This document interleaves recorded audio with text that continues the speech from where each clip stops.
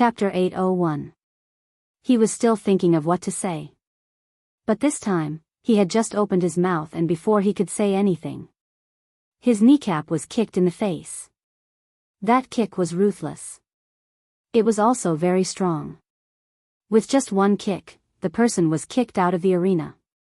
In the safety passage, there was a circular wall. That person's back was hit, and all that was left was pain. He lifted his head, wanting to shout again. However, his chin was pinched by someone. A handsome face appeared in front of him, making him feel as if he was frozen, and his fingers were trembling. No one saw his expression clearly, but he half squatted down, and with his face tilted, he whispered softly in that person's ear, "Infringement, causing trouble, do you really think no one will care about you?" Feng Yi's first reaction was to grab his hair. Almighty Qin, young Master Qin. Why did he hit him? Why did he hit him in such an occasion? How many reporters were watching? And those who couldn't wait to dig up some dirt on him. Why did he hit him? The media, and Qin Mo didn't even turn back, his voice low. Then let them come at me. Let them come at me? Feng Yi was shocked. Was he trying to protect Little Spade's secret, so he didn't hesitate to make himself look bad? Feng Yi's thoughts were a mess. Just now, when he heard the news, he was so shocked he almost swallowed his fist. Little Spade was a girl, a girl? So young Master Qin wasn't gay? Or normal? No, this wasn't the time to think about this. Feng Yi took a deep breath, turning immediately. It wasn't that he didn't want to know the follow-up. But he wanted to stop the media. Brother. Feng Yi reached out, placing his hand on the shoulders of the two field control officers. Let's talk. After saying this, his heart wasn't calm. Because he knew that the impact of this matter couldn't be reversed. Little Spade was a girl. Once the media found out, it would be uncontrollable. Little Spade might be stripped of his status as a member. That person was clear that he was going for a life-and-death struggle. He knew that with Qin Mo around, he wouldn't be able to do much. Besides, Miss Wu had told him not to start from Feng Yi's side since he was too good at public relations. He had to start from the fans' side. If those who liked Spade Z retaliated, it would cause real harm. Spade Z could guarantee everyone's loyalty, but no one could. Whether it was black or white, it was just a matter of a person's thoughts. He could still remember how he had managed to convince some of the fans in the group chat. In for a penny, in for a pound, in for a pound, in for a pound. He shouted at the other fans, "Look, these are the people I like in you guys. They are just like this, a woman dressed as a man and one beat people up because his family is powerful. I bought a ticket to enter and I am also a Supreme Alliance fan. Aren't you afraid of disappointing us fans by treating me like this?" If that was the case, it would be too shameless. Feng Yi hadn't gone far. When he heard that, he was afraid that Almighty Qin would cripple him. After all, Feng Yi knew that Qin Mo had intended to sacrifice his image to protect Little Spade's secret from the moment he had kicked him. How could Bo Jiu not see what Feng Yi could see? She had always been black. But the Almighty was different. That person, standing in the brightest place, reached out to her. She had told herself that in this world, there was such a person. Regardless of the time. He would not allow anyone to splash dirty water on him for any purpose. Hence, how could she drag him into this just because of herself? This time, the youngster moved faster than Qin Mo. She used her arm to block his hand. Bo Jiu knelt down. When she lowered her head, the silver hair on the side of her forehead fell diagonally, adding a layer to her face. Even the organizer couldn't understand why the youngster had blocked Qin Mo's punch. The onlookers couldn't understand either. But at this moment, the youngster smiled, the corners of her lips lifting slightly. Her fingers wrapped around Qin Mo's fist inch by inch, looking completely carefree and handsome. Brother Mo, hitting such a person will only dirty your hands, such a person. With that, the youngster paused. Following that, he grabbed the man's wrist with his other hand and tightened his fingers. His eyes were cold and stern. I'll handle it. That person was good at complaining. Handle it? If you have the ability, tell your fans what exactly your identity is. Are they not allowed to talk about you? What the hell? I want to see how you're going to. Before he could finish his sentence, there was a loud crack. That was the sound of his wrist being broken. Pain. It was so painful that he wanted to scream. But the youngster didn't give him the chance. Her fingers moved along his wrist, grabbing onto his throat. Sir, you really don't understand me. I've never been a good person. As for what you said just now, aren't you afraid that my fans will be disappointed? Heh, what kind of fan are you? A person like you, what right do you have to touch his hands? I can't bear to carry him away. How can a dirty thing like you touch him? That was the only thing in Bojio's eyes. She lowered her voice and said, I'll give you 1 second. Stand up and get out of my sight. If you don't, I'll crush your other wrist. That person crawled up after she released her grip. Scared witless, he crawled up and covered his arm with his fingers, as if there was a demon behind him. But he wouldn't leave. On the other side of the safe passage were the special forces that Qin Mo had planted. But the outcome wasn't important anymore. What was important were the few fans and the security. Spade Z was actually a girl. To them, this was more impactful than anything else. Feng Yi knew that even if he told the media that the commotion was caused by Almighty Qin hitting someone, it wouldn't be a complete secret.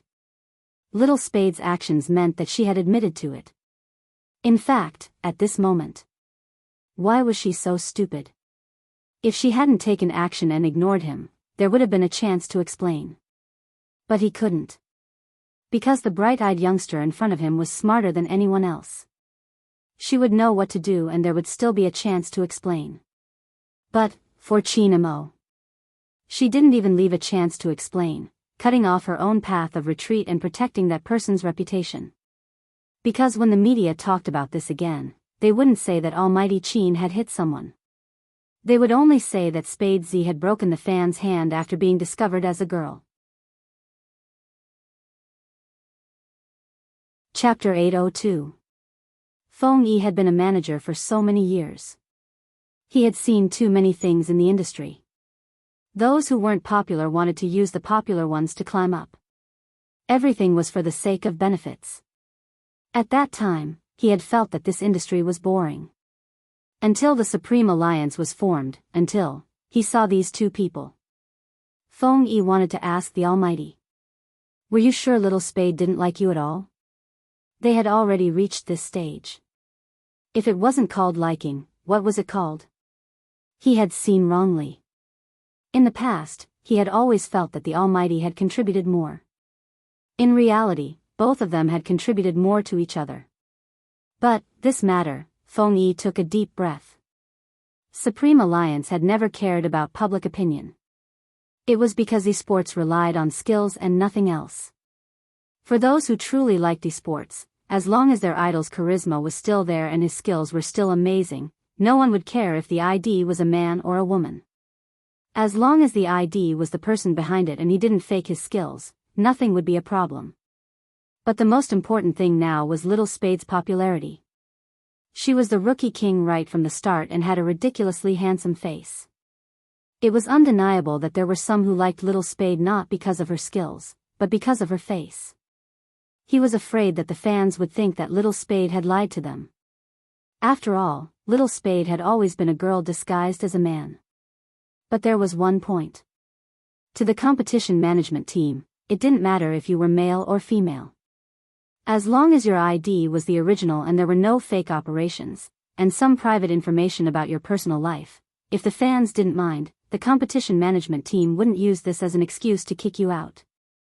After all, what mattered here was the game's operating skills. Hence, they still had to worry about the backlash from the fans. Thinking of this, Feng Yi subconsciously glanced sideways at the few people present. At this moment, the youngster stood up. She was still the same as before, dressed in a battle uniform that fluttered in the wind. She didn't look like a girl at all. Bojo walked towards them and glanced up at the big screen that was less than 100 meters away from the safety exit. There was already a countdown of the last 10 minutes. She opened her mouth, wanting to say something. One of the fans suddenly said, "I don't care." Bojo paused. Chapter 803. It wasn't just that one fan. Even though the others didn't say anything, their gazes were the same. They were firm, gentle, and unbreakable. That kind of feeling was like the pressure of all the dreams on one person. Since when had the youngster in front of them become their idol? Instead, he had become a stubborn hope. The screen started to count down to 5 minutes. The image changed. It was like a kaleidoscope, flying past quickly and finally stopping at the center of the esports arena. The shoutcaster started to take his position, fiddling with the microphone and testing the audio. The youngster didn't move. Sister Turtle stood out from the group of fans, completely behaving like a domineering elder sister. Rather than feeling sorry, why don't you fight properly in the arena? We want a vigorous national league without any schemes. Don't tell me you can't do it. Bojo broke into a smile, stuffing her hands into the pockets of her uniform. She smiled devilishly. You're trying to goad me into action. Are you going to fall for it? Sister Turtle looked at her as though she was looking at a family member. Or rather, it was as though she was looking at her past self. She didn't want this person to be destroyed. That was probably how she felt. Bojo retracted her gaze. She felt that it was different. In the past, there had never been such a moment in her life. No matter what she faced, there had never been anyone who stood behind her and told her how to fight or fight. It was her own business to touch, crawl, and roll around. She stood there, even if there was a group of enemies in front of her. She had to solve it. Just like what her father had said. She was Z. The young lord who protected the entire hacker lineage. If she couldn't win against others, others would devour her. But now, Bojo glanced up, looking at the gaze that was directed at her. She finally understood why the Almighty loved playing esports so much. Because there was never a single person fighting here. I'll accept your goading. Bojo retracted her steps and turned, her uniform fluttering in the wind. She heard the youngster say, "Don't worry, I'll beat them until they call me daddy." The fans, they must have been fans of a fake spade. Beat them until they call me daddy. How could he say something like that? She watched as the young man walked to Almighty Chin's side.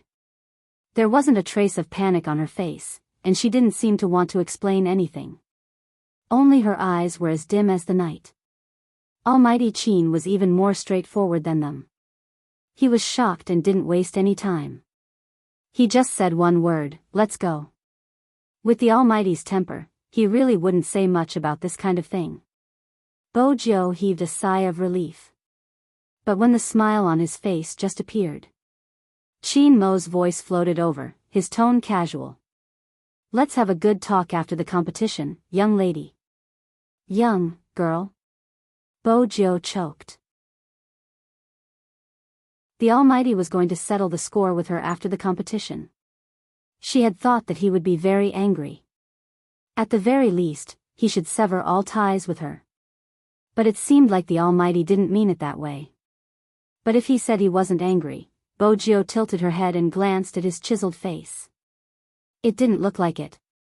It could only be said that the great god's heart was like a needle at the bottom of the sea. When she was young, she realized that her pet's thoughts were especially hard to guess. At the entrance of the arena, the entire Supreme Alliance team was waiting. The screen was already counting down to the last minute. The finals were different from the regional competition. Once the time reached 0. Chapter 804. Yin Weiyao still had a cigarette in his mouth. But at this moment, his expression wasn't as lazy as before.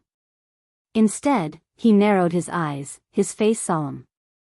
Or rather, every Supreme Alliance member standing there was looking at the time on the screen. Coco and Feng Shang were the ones who couldn't keep their composure. But even so, they didn't move, just standing there. 27, 26. 25, 2, the number 24 flashed by. At the audience seats, two slender figures suddenly supported themselves with one hand and fell from the high platform just like that. When they landed, their uniform flew up with a swoosh. Countless screams came from the audience. The fans couldn't understand how their idol had leaped past them. Ah! There was an indescribable excitement. Chin Mo didn't turn back. But no matter what the situation was, it couldn't hide his tall and straight figure and the aura he exuded. His black hair was still moving because of the inertia from jumping down from a high place. And beside him, the youngster had a head of silver hair, the tear mole at the corner of her eye slightly raised, her lips curved into a sweet smile. The two of them had officially returned to the team. In such a unique way. Almost everyone saw the eye-catching jump. There was another reason for the fans' screams. This was a height of 3 meters, which was equivalent to the height of a one-story house. He jumped down just like that, and his landing posture was so beautiful. It was so handsome that it could make people's faces bleed. On the screen, the countdown hadn't ended yet. And all the Supreme Alliance members had successfully reunited. Chin Mo turned, standing in front of all the members, his slender and strong back like an ancient bow full of tension. His voice was calm and deep. Let's go. These 3 words opened up the entire impactful scene. With the appearance of the Zero, all the team members walked out. Some of them had smiles on their faces, some were fiddling with their wrists, and some were raising their eyes. The all-star team. They were the center of attention. Their hearts were beating. Countless cries of support rang in their ears. Supreme Alliance, victory. Feng Yi stood on the stage, watching this scene. His phone didn't stop, he had to handle the follow-up work. The organizer had already been taken away by the special forces. Those fake fans who had been taken out of the arena were the biggest problem. As expected, Feng Yi hadn't even reached his position when he heard those people still raging. The source of their anger was that they felt wronged. How could they be treated like this? Feng Yi knew that he couldn't talk things out with these people. A bunch of brainwashed people. Usually, no matter what you say, they will think that they are being bullied. I used to be a Supreme Alliance fan, but now I'm turning anti-fan. Isn't this how you treat your true fans? Aren't you afraid of getting killed? Feng Yi was thoroughly enraged. Die? It's fine if you use the name of a true fan to commit crimes, but you still want to hang me up? Did he really think that he, the agent, was dead? I didn't expect everyone to hold such a huge grudge against Supreme Alliance. Feng Yi walked over. Since that's the case, go ahead and spread whatever you want. Supreme Alliance has been hung up since young, this isn't a big deal. Little Zhang, call Lawyer Li and tell him that there are more than a dozen parents here that he needs to visit. These people's infringement of Little Spade's copyright hasn't been settled yet. No matter what, Little Spade is the FC King of Supreme Alliance. Estimate the price.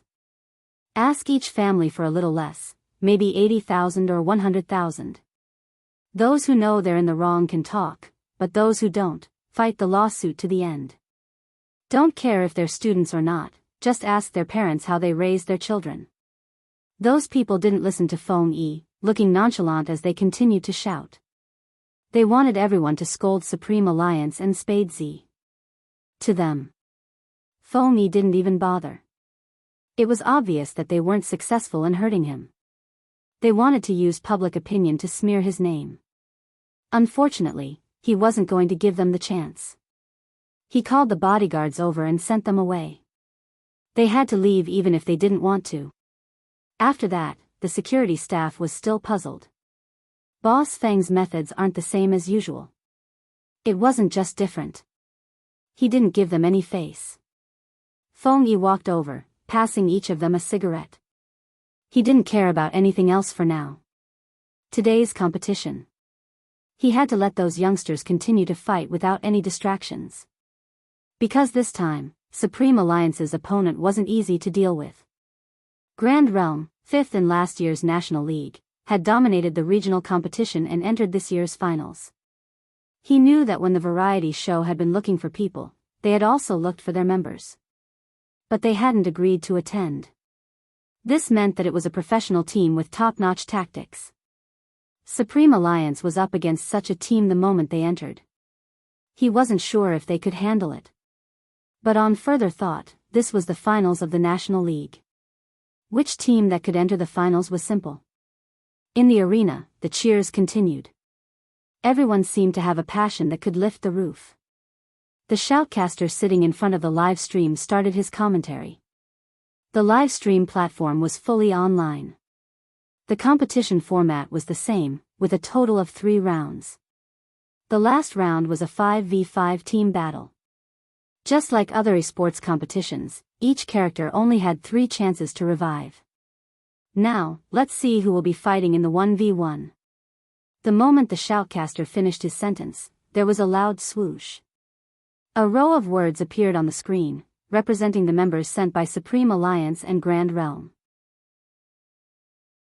Hey, Wang Su, the Spade Z you wanted to PK didn't come for the 1v1. It seems like he didn't see the challenge you sent him. It was the vice-captain of Grand Realm, Yan Yixiao. His left hand was placed on the back of the chair, the corners of his lips lifted. Wang Su lifted his lids, placing the towel in his hands to the side, his eyes dark and heavy. Oh, our golden newcomer is going to be angry. Yan Yixiao reached out and patted his shoulder. Go on, go for the first round. Let Supreme Alliance have a good look. Neglecting you will be their biggest mistake. Wang Su stood up. He was a man of few words and didn't have outstanding looks. His appearance didn't garner much cheers from the fans. This was Jiang City, not Grand Realm's home ground. More importantly, Wang Su was a new face. Who is that? Someone in the audience even asked such a question. Not many could answer. Supreme Alliance's representative was Yin Wuyao, the north of Yin Wuyao. The two of them walked over to their computers, putting on their headphones. Then they clicked on the mouse and entered the game.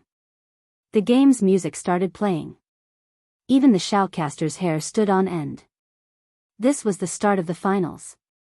It seems like Yin Wuyao is going for a safe and steady battle. He has chosen a long-range attack character with high output and high attack power. Apart from assassins, it's a safe choice. The opponent has chosen a long-range attack as well, so it's time to see which side has the better long-range attack. As the commentator spoke, he asked his partner next to him, as usual, who do you think will win this match? Of course it's Yin Wuyao. The scale of the competition isn't just a test of the players' skills, but also their mental fortitude. Yin Wuyao's mental fortitude is definitely better than a newbie's. Are you saying that apart from skills, mental fortitude is also important? Of course. But based on what I know, the newbie from Grand Realm isn't simple. I heard he's good at holding his ground. I've heard of that, but according to the information, he's an assassin. Why did he choose a long-range shooter? Could he have been influenced by Yin Wuyao? Before the shoutcaster could finish his sentence, the two players were already facing each other. As players, it was only a matter of time before they clashed. But Yin Wuyao could clearly feel the unfriendly aura of the newcomer. Grand Realm's Yan Yixiao listened to the explanation and looked at the screen, the corners of his lips curling up. Was he influenced by north of Yin Mountain? It seems like they have underestimated Wang Su. In the esports industry, Spade Z isn't the only all-rounder, Grand Realm has one as well. Moreover, when he plays as an archer, his maneuvering and positioning are fatal to his enemies, especially in a 1v1 situation. Yin Wuyao, who sat in front of the computer, frowned. Even his lips seemed to have changed. He had dodged all of his opponent's big moves, but his HP had dropped. But his opponent wasn't injured at all. Yin Wuyao narrowed his eyes. He controlled his character to retreat, successfully dodging another attack. His technique was very fast, and it seemed to be perfectly executed. Perhaps, the spectators couldn't tell. But only Yin Weao himself knew that he was being suppressed and could not even get out of the defense tower. Bo Jiao sat beside Qin Mo, watching Yin Weao's operation. Her hand that was taking a sip of water paused. Then she frowned. If Bo Jiao could see it, it was impossible for Qin Mo not to. Yin Weao wasn't leaving either. Lin Feng finally reacted, pushing Yun Hu. Hey, what's going on? Am I overthinking? Why do I feel as though Uncle Yin hasn't left the tower since the start? You aren't overthinking. Yun Hu's eyes dimmed. He's a ruthless fellow. Ruthless fellow? Lin Feng turned to look at Yin Weao once again. That was when he realized that the usually carefree person was frowning and his hands were tightly knitted. Yan Yixiao lifted his lips. Based on Wang Su's style, it should be about time. No one would be able to understand what he meant just by listening to his words. But right at this moment, the screen changed. Wang Su, who had been attacking from afar, leaped from the bushes, heading straight for Yin Weao. Silver sparks flew.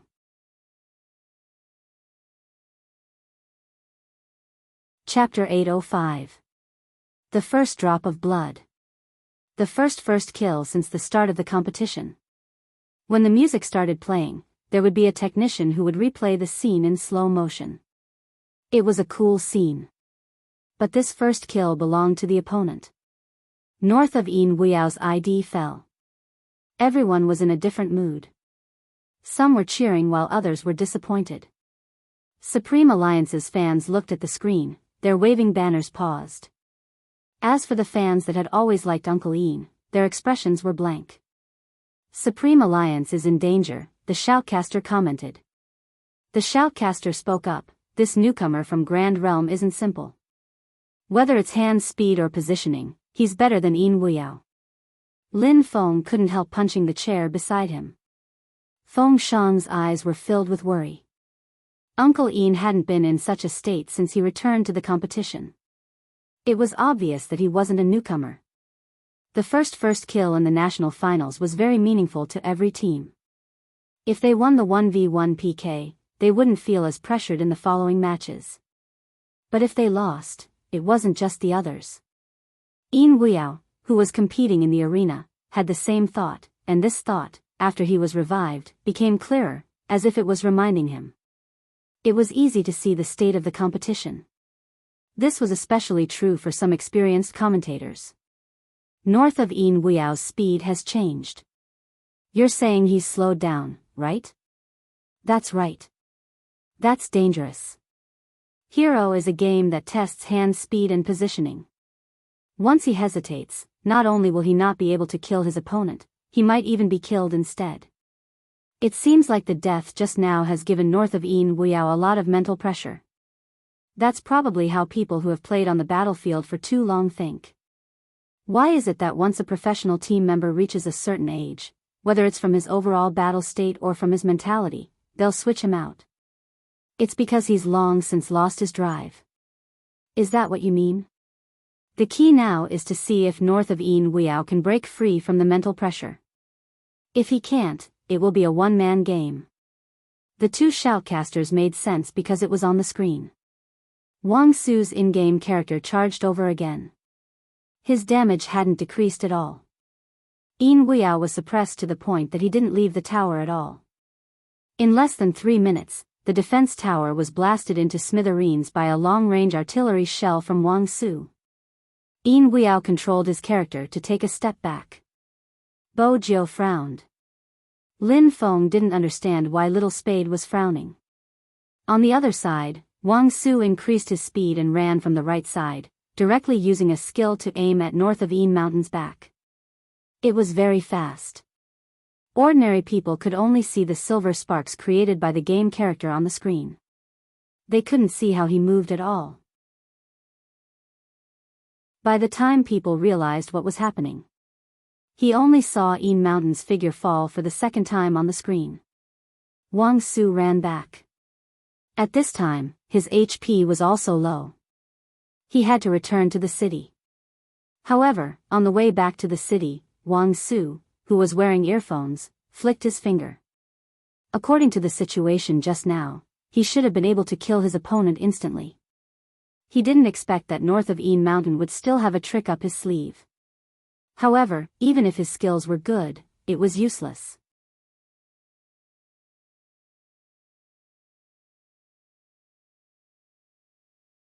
He was indeed at that age. But he couldn't persuade himself.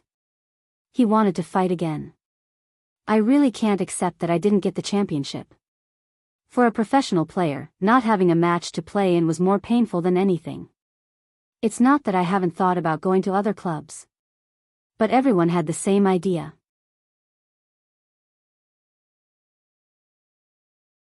Chapter 807. Some of his professional friends started to distance themselves from him. Those who were close to him started to persuade him to give in. At the very least, he could still be a coach in some club. At that time, he had stood at the entrance, cigarette butts all over the floor. In the end, his fingers were numb from the cold. Someone was still laughing. "Hey, isn't this Peking University? What are you here for? Are you here to play games? Don't tell me he's here to guide us. Who was the one who said that we shouldn't play the game the way we play? The focus should be on our skills. In the end, we still have to do some other messy things." Great, now the person who said those words wants to guide us. I think we should just take on the role of assistant as well. In this world, you wouldn't feel disgusted when you were wronged. Instead, people who didn't deserve to be human were humiliating what you loved the most. Yin Guiyao couldn't stand the disgust. If this was what he loved, he would rather quit. Indeed, he had never imagined that he would be standing here. Day after day, year after year, when he thought that his passion for esports had been buried, he suddenly felt a sense of loss. That youngster had appeared. And he had finally reached this place. How could he give up so easily? Yin Guiao's left hand was on the keyboard, his right hand moving the mouse. The game didn't seem to have changed. The shoutcaster didn't think there was anything to see. It seems like Qin Mo has really wasted a chance to speak. North of Yin Guiao's strategy hasn't changed. If this continues, his HP will be depleted and he will be hit in one move. The moment he finished speaking, Wang Su's first skill was to deal damage and the second was to push forward. Yin Guiao's HP was low, he wanted to take another kill. It's over, north of Yin Guiao is going to die. It wasn't just the shoutcaster's first reaction, it was everyone's. Those who had been with Yin Guiao from the start couldn't bear to watch the last scene, some even closed their eyes. However, the next second, Wang Su's expression changed. The enemy in front of him had disappeared. How could a person disappear for no reason? He wasn't an assassin. The only explanation was that it wasn't that the other party had disappeared, but that there was a blind spot in his vision. Not everyone could do that. Only people who played online games all year round would play like this. If he dove into the bushes to avoid the other party's skill attacks and then turned around, he would be able to create a certain degree of visual concealment. Everything happened too fast. It was so fast that Wang Su wanted to aim the cannon at the bushes. North of Een Mountain turned his head and used a stun shot. Then, he spun around and fired in a circle. Not only did he avoid Wang Su's last bullet, he also raised his bow at the last step, K.O. This kind of operation speed was too fast. The audience only knew that someone had died when they heard the sound effect. But who would fall would only be known in the next second. The fans really thought that it was Yin Guiao who had fallen. Even his hands drooped down. But in the next second, they realized that the person was still there. All it did was jump out from the bushes. The fans with their eyes open let out a wave of screams. When the fans opened their eyes, they were dumbfounded. Looking at the display on the screen, they pulled their friends over and asked, "What happened? What happened just now? My Peking University is not dead?" Ha ha ha, Peking University didn't die. Although the friend's eyes were open, he didn't see anything clearly. He rubbed himself. Let me organize it. I don't know why he was the last one to die. Besides the professional players who participated in the National League, no one else could see what had happened. Even Feng Shang, a prospective player, could only see 80% of it. "Uncle, how did he do it? How did he counterattack?" Lin Feng turned his head and thought for a moment. "Let me organize my words." Feng Shang. "So you don't know either, right?" Coco hugged the rabbit and lectured Feng Shang. "Just cheer now, it's too tiring for you to speak." Feng Shang said, I just want to know the reason. Why wasn't the shoutcaster giving him an explanation? Visual blind spot. Bojiu supported the side of her face with one hand. Her sitting posture was indeed different from the other members. It was too lazy, her elbows resting on her legs as she leaned forward. There weren't many people like her, but her eyes were filled with malice because of the black ring on her index finger. There's a type of maneuver, as long as you make use of the bushes, you will be able to create a visual blind spot against a long-range attacker. You can dodge the opponent's attack before continuing. That way, you will have a higher chance of winning. It tests the player's control and maneuver. A newbie wouldn't be able to do it, but Uncle would be able to. He's experienced and would definitely have a move that we don't know. Lin Feng pointed at the youngster. That's what I meant. It wasn't as if Grand Realms members couldn't hear their conversation. They wanted to ask Spade Z now. Did he include himself when he said, a move that we don't know? Obviously not, otherwise, he wouldn't have been able to analyze it so clearly. Yan Yixiao's eyes dimmed as he watched the massacre on the screen. He could sense that the revived Wang Su was starting to get serious. He had never been so serious before. It could be seen from the moment he moved the mouse. But even so, Yin Weiyao didn't let down his aura. The two of them clashed once more, each attacking with a flick. The silver sparks formed from the collision seemed to take up the entire screen. It wasn't just one person's move. It was two people, each of them quick and direct, using the most direct method to whittle down the other's HP. They retreated at the fastest speed, then counterattacked and moved again. Every movement was executed perfectly. The clicking of the mouse and the rhythmic clicking sound filled the entire arena. It filled the entire arena. On the screen, every time the two characters clashed, there would be a special effect. The silver sparks were dazzling. Their moves and maneuvers were beautiful and direct. It was rare to see them. From that moment on, the fans from both sides only had one word in mind, evenly matched. The battle lasted for a full 7 minutes. 7 minutes brought unparalleled visual enjoyment to everyone. After all, it was a battle between experts. It was exhilarating to watch. At the same time, everyone's hearts tightened. They were afraid north of Yin Weiyao would die. However, at this moment, he spun a wheel and turned around. Swoosh! Wang Su retreated a step too slow, his speed was reduced and he was shot again, losing his second life.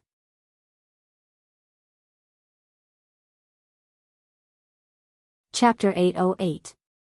It wasn't just the audience, even the two shoutcasters in the middle had a slight change in expression.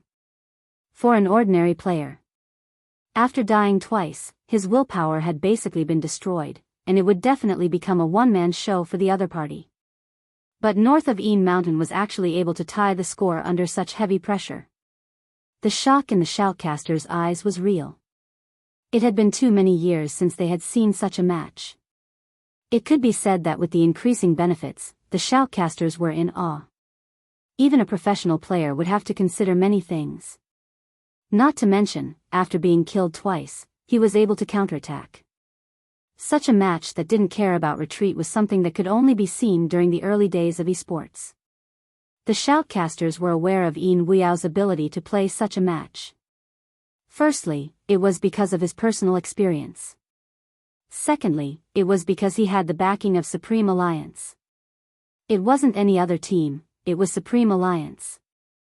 However, no one felt it as deeply as Wang Su.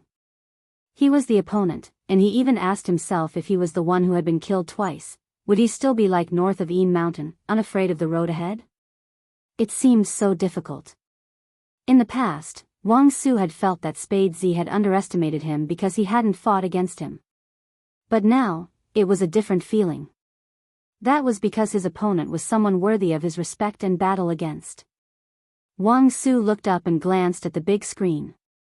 When he revived, he clasped his right hand and dashed out of the city center.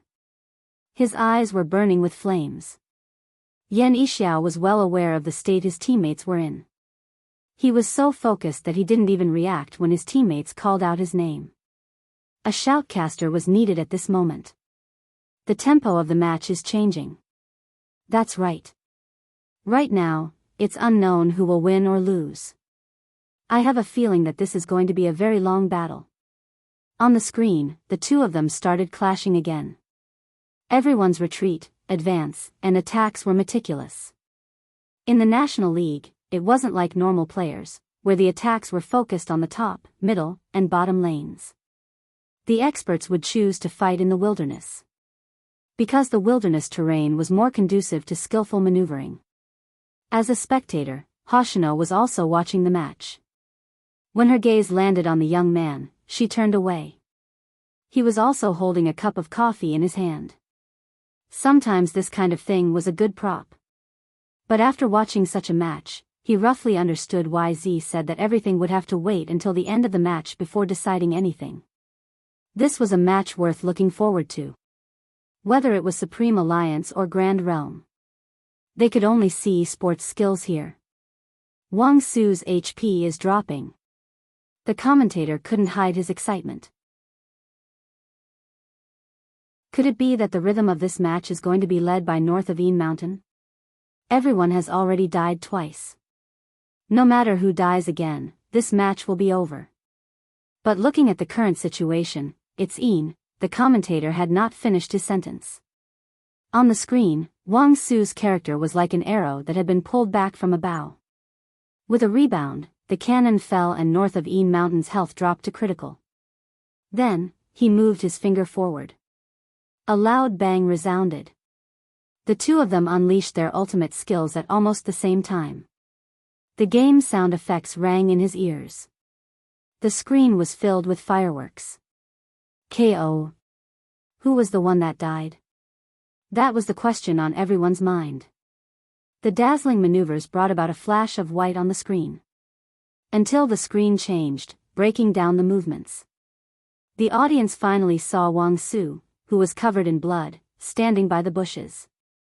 The system made the decision automatically. In less than a second. Supreme Alliance's screen dimmed. Following the shattering of the crystal. The word failure floated up, cold and glaring. He lost. The fans' fingers fell, their eyes glued to the screen for a long time. It was just that this match was indeed different from the rest. It was rare for fans of the opposing team to clap for the opposing team. The fans of Grand Realm exclaimed, "North of Een Mountain is so handsome." A wave of applause erupted. It wasn't just for Wang Su, it was also for Een Mountain, who had allowed them to witness such an exciting match. In that moment, nothing else could be heard other than the applause. Een Weiyao glanced up, removing his earpiece, his black hair brushing past his eyes. No one wanted to lose, neither did he. Just a little bit, yes, just a little bit. Wang Su didn't stand up. Yan Yixiao frowned. The camera started to move towards Wang Su, and only then did they realize that his hand that was holding the phone was a little stiff. Everyone saw the scene. The shoutcaster couldn't help but ask, "Muscle retardation?" "I think so." As expected of north of the Een Mountain. During the fight, he was able to incite his opponent to execute the same killing move. If this match continues, perhaps the loser will. The commentator didn't finish the name, but everyone understood at this point. Even Wang Su himself was very clear about it. The shock in his eyes began to gradually recover. Then, he swung his right hand, stood up, and walked in front of north of Een Mountain. His eyes were deep. "I hope there will be a chance for you to compete with me again in the future." Een Weiyao arched a brow. He wanted to smoke, but he was stopped by someone who wasn't his teammate. There was no reply. Wang Su frowned, trying to think of an excuse. I like you a lot, Yin Weiyao. No, Yin Weyao's reaction wasn't important at this moment. What was important was that the spectators were dumbfounded. The shoutcaster didn't know how to continue the conversation. Lin Feng exclaimed in shock, F***ck. Bo Jiao paused in the middle of unwrapping her lollipop. To make sure she hadn't heard wrongly, she grabbed the Almighty's hand and rubbed her ears. Feng Shang was even more direct, he wasn't stuttering. F***ck, what's this, confessing to uncle? Yin Weiyao was the one being confessed to. He wanted to turn back and shout, Uncle is a straight man. Wait a minute, calm down. How could he be calculative with a kid? Besides, the kid had beaten him. Yin Weiyao sucked in a deep breath and was about to speak. Just then, Wang Su spoke again, I said I like your technique. Lin Feng immediately became impure, the gloominess from losing the match swept away. He was unrestrained. Hey, what technique? What do you think? Yunhu pressed his hand on the restless person's thigh. Lin Feng stilled, immediately keeping his voice down. He was about to touch his brother's wrist. F***ck, he was touching his thigh in front of everyone. He really didn't have any guts. Uncle lost, it's up to us now, 2v2. Yunhu turned, lowering his voice beside Lin Feng's ear. Do you think I'll still be in the mood to compete if you pry my hand off now? Lin Feng glared at Yunhu, the word go to hell rolling around his throat. But it was obvious he couldn't say it now.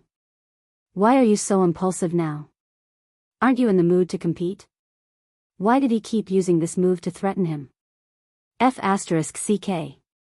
Yunhu replied calmly, I'm afraid of being rejected, I have a fragile heart. Lin Feng. He really couldn't communicate. F***ck, he was too shameless. The match was over. Wang Su wasn't done. His chiseled face was still looking at Yin Weiyao. What do I have to do for you to agree? To show my sincerity, after this competition, I can join your team. That way, we can all train together. Yin Weiyao. No, what was going on? Was he going to leave with him? Yan Yixiao knew his teammate well. He charged forward, not caring if he would embarrass himself, pulling Wang Su back with all his might. Yin Weiyao didn't know how to express his emotions after losing the match. After all, the other party was looking at him with a hint of reluctance. He had to return to the team no matter what. The shoutcaster was dumbfounded, his words extremely awkward. He, our contestant Wang Su is really passionate, this should be his pursuit of esports. The northern fans weren't listening, they felt that Wang Su was interested in their uncle. That gaze, it was really hard to explain. Yin Weyao's scalp stiffened under that gaze. Especially when he walked over to his teammate, wanting to bear the consequences of losing the match. The youngster smiled brightly at him. Not bad, uncle went out for a match and managed to recruit someone who wants to marry into his family. Marry into his family? Yin Weiyao didn't know what expression to put on, who exactly taught his vice-captain Mandarin. Don't use adjectives if you don't know how to use them. Wang Su is not bad, our team is lacking someone like him. Lin Feng said, his claws already reaching out. Brother Yao, why don't you sacrifice your body? Yin Weiyao raised his head and sighed, not wanting to speak, he wanted to smoke a cigarette to calm himself down. However, his heart was indeed soft. He still remembered the last match he had played in his previous team. It was a team battle. Due to the needs of the team, he had to give up his best long-range attack to operate a tank. During the battle, his teammates would run back the moment they saw his HP drop, they couldn't fight at all. They had lost that match badly. Those who played the game knew that it was because their damage output couldn't keep up. But the club didn't seem to think that way. They had long prepared to kick him out of the team. That time, they had found an excuse, saying that his maneuvering had dragged down the standards of the entire team, forcing him to leave the club. Yin Weiyao couldn't remember how he had felt then.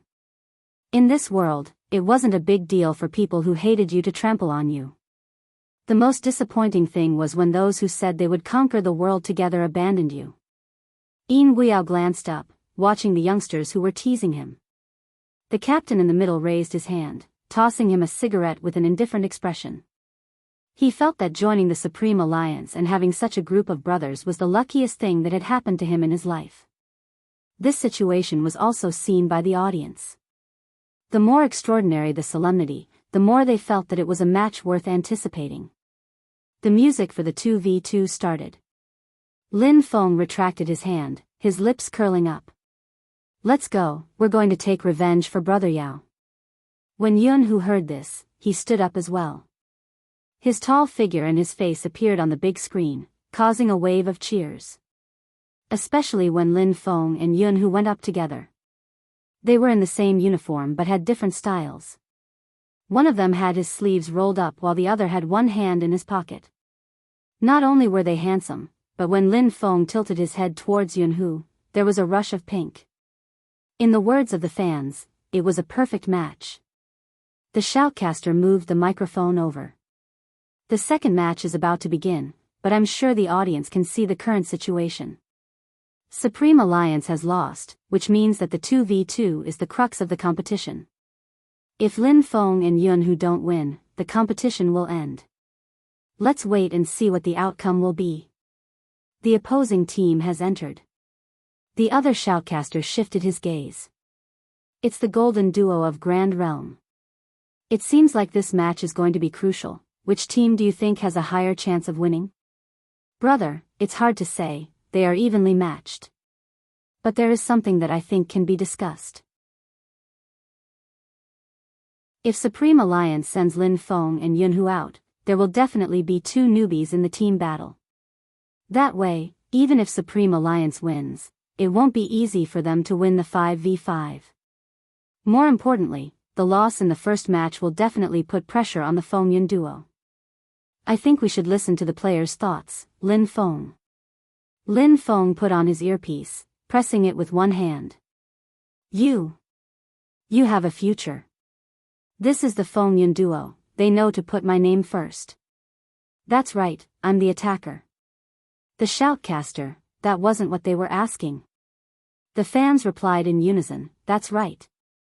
Anyway, anyone who claimed to be the attacker was the one on the receiving end. The two shoutcasters felt that they would never be able to reach Supreme Alliance's point. Without further ado, they entered the game page. When the hot-blooded music started playing again, everyone's attention was focused. Bo Jio watched as Lin Feng moved the mouse, her brows arched in amusement. Why does it seem like Senior Lin is on steroids today? Is he playing with his life? Steroids? Coco didn't understand. He doesn't seem any different from before, hasn't he always been like this? Bo Jio tapped her knees rhythmically. It's different this time, his typing speed is less than a second faster than usual. Other than Wang Su, who was still watching Yin Guiyao, the rest of the Grand Realm members turned towards the youngster. You were able to see the difference in less than a second, you pervert. Lin Feng was indeed faster than before. He had to be.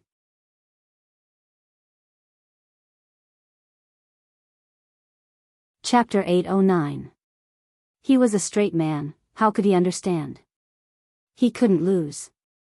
It would be an insult to him if he lost. They could fight on the bed if they had the guts. He might not be the one at the bottom. The more Lin Feng thought about it, the more enraged he became. He lifted the cannon and charged forward. Just as Bo Jio had said, his movements were much faster. Moreover, Lin Feng's character could jump, hence, his movements were smooth and fluid. Lin Feng moved. After collecting the troops, he jumped to the right, taking a boss in the wilderness before returning to kill the troops. His movements and speed had changed the moment the camera caught him. As mentioned previously, a battle between experts wouldn't take place on the main road, instead, it would take place in the wilderness. The two members of Grand Realm glanced at each other. They circled around, prepared to attack Lin Feng. After all, Yun Hu wasn't with him. The two of them skimmed across the grass swiftly, their long fingers moving left and right. They were both national-level players, their movements and maneuvering beautiful. In an ordinary game, any one of these almighties would be able to control the rhythm of the entire team. But this was the National League. None of them were weak. When Lin Feng switched his view, he saw the two figures charging towards him. He retreated into the bushes and aimed his cannon at one of the players with low HP. With a loud bang, he fired towards the person nearing him.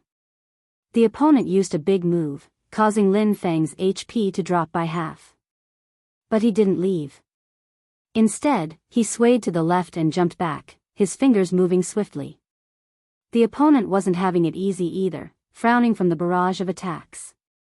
The live feed was fast with dazzling special effects. But even so, the shoutcasters were shocked. What's going on? Lin Feng's attack is so strong, they haven't even developed. Feng Shang was impressed. If he had been alone, he wouldn't have dared to take on the two of them. Hand speed, Bojiu said. Feng Shang was confused. Bojiu wasn't bothered, the Almighty was right beside her. She placed her fingertips on his wrist, her index finger tapping twice, gesturing for him to pay attention to Lin Feng's mouse movements. If Feng Shang hadn't seen it, he wouldn't have known. When he looked, he suddenly realized that the number of clicks seemed to have increased a lot. The difference between 1 strike and 3 strikes. This was the significance of hand speed. The higher the number of clicks, the higher the damage. Feng Shang finally understood. However, there was one thing he didn't tell his idol. When Almighty Qin saw his idol knock his wrist, his usually good-looking eyebrows raised, and there was an indescribable danger in his deep eyes. Speaking of which, idols were just like that. Of all the people he could have knocked on to demonstrate, he had to knock on Almighty Qin's wrist. This was no different from plucking the fur from a tiger's tail. Bojiu didn't notice.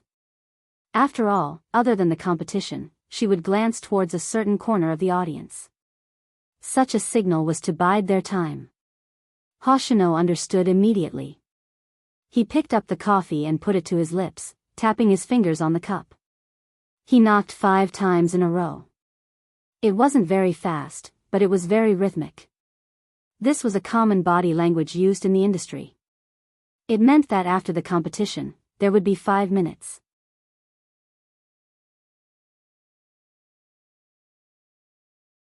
Chapter 8:10. Once the competition ended, she only had 5 minutes to leave. There were some matters that she had to settle. Bojiu had thought of many reasons to leave, but she hadn't expected it to be this, the backlash from the fans. Instead of letting the Almighty and Supreme Alliance bear the brunt of the blame, it would be better for her to end it. She would be the one to end the matters outside of the competition. Be it the crime squad's case, or the impure fans turning against her. Bojiu knew that they wouldn't let her go. Because she didn't fulfill their wishes. Because they didn't need to protect anything. They would only use their love as an excuse to take someone else's belongings.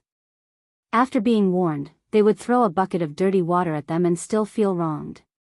Even with Feng Yi around, there wouldn't be no trouble since no one would be able to stop their mouth from distorting the truth. They didn't care about the National League that gathered so many people. But Bojiu cared. The more she cared about something, the more she wanted to protect it even if she knew it would lead her to the abyss. The battle on the screen continued. It was 1 against 2. Lin Feng's hands were fast, but it wasn't enough. The other person rushed over. Lin Feng was obviously at a disadvantage. The fans bolted up, their fingers clenched tightly as they called out, "Almighty Lin." If this continued, Lin Feng would definitely be killed. That was the first thought in everyone's mind. They wanted to tell Lin Feng to run. However, the fans and the members of Grand Realm had forgotten one thing. That was Yun Hu. Of course, Grand Realm reacted faster than the fans. They knew Yun Hu would definitely rush over. But they believed they could take Lin Feng's head. There was still time for him to retreat quickly after that. The time difference wasn't wrong. But just as Lin Feng was 1 HP away from dying, he leaped from the left to the right. He leaped from the far left to the far right. Not only did he eat the HP bags under the defense tower, but he also fired a long-range cannon at them. Not good. One of them couldn't help but shout. Retreat. He could still retreat. But his teammate, it was too late. Yunhu leaped out from the wilderness, using a big move to attack. KO. First HP, first kill. But that wasn't the end. Yunhu took the opportunity to move up. It wasn't too difficult to catch up to someone with less than half of his HP. That person jumped into the bushes, and after dodging the attack, he wanted to return to the tower. Yunhu didn't give him the chance. He forced his way into the tower and did a double kill. Under the enemy's tower, his HP was bound to drop. Yunhu used the skill that was meant to kill. He straightened his spear and pulled it back, returning to the city with low HP. This round of fighting was very fast. A second ago, the audience was still worried that Lin Feng would be insta-killed. The next second, the sound effect of Yunhu's double kill could be heard. Of course, Lin Feng was the reason why he was able to do this. Jumping back to the tower to eat the HP pack was especially crucial. If he hadn't moved so quickly, Lin Feng would have died in the bushes and Yunhu wouldn't have been able to get the double kill so easily. Therefore, it could be said that their cooperation was on point. Be it Lin Feng's maneuver, the timing of Yunhu's appearance, or the final tower kill, the audience widened their eyes in shock. What followed was a wave of cheers. Yan Yixiao's expression changed. He tapped his fingers, his gaze lowered.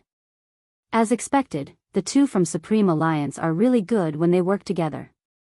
Wang Su didn't look. He only had eyes for Yin Wuyao, who had fought against him in the previous match. Yan Yixiao hurriedly blocked him. Focus on our team. Don't worry, based on my relationship with Uncle Yin, I can arrange a meal for you. Wang Su glanced at him. He wasn't interested and continued to watch Yin Wuyao.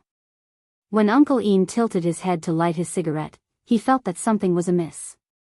Yan Yixiao couldn't control his ace rookie anymore. He could only reach out his hand and open his communicator.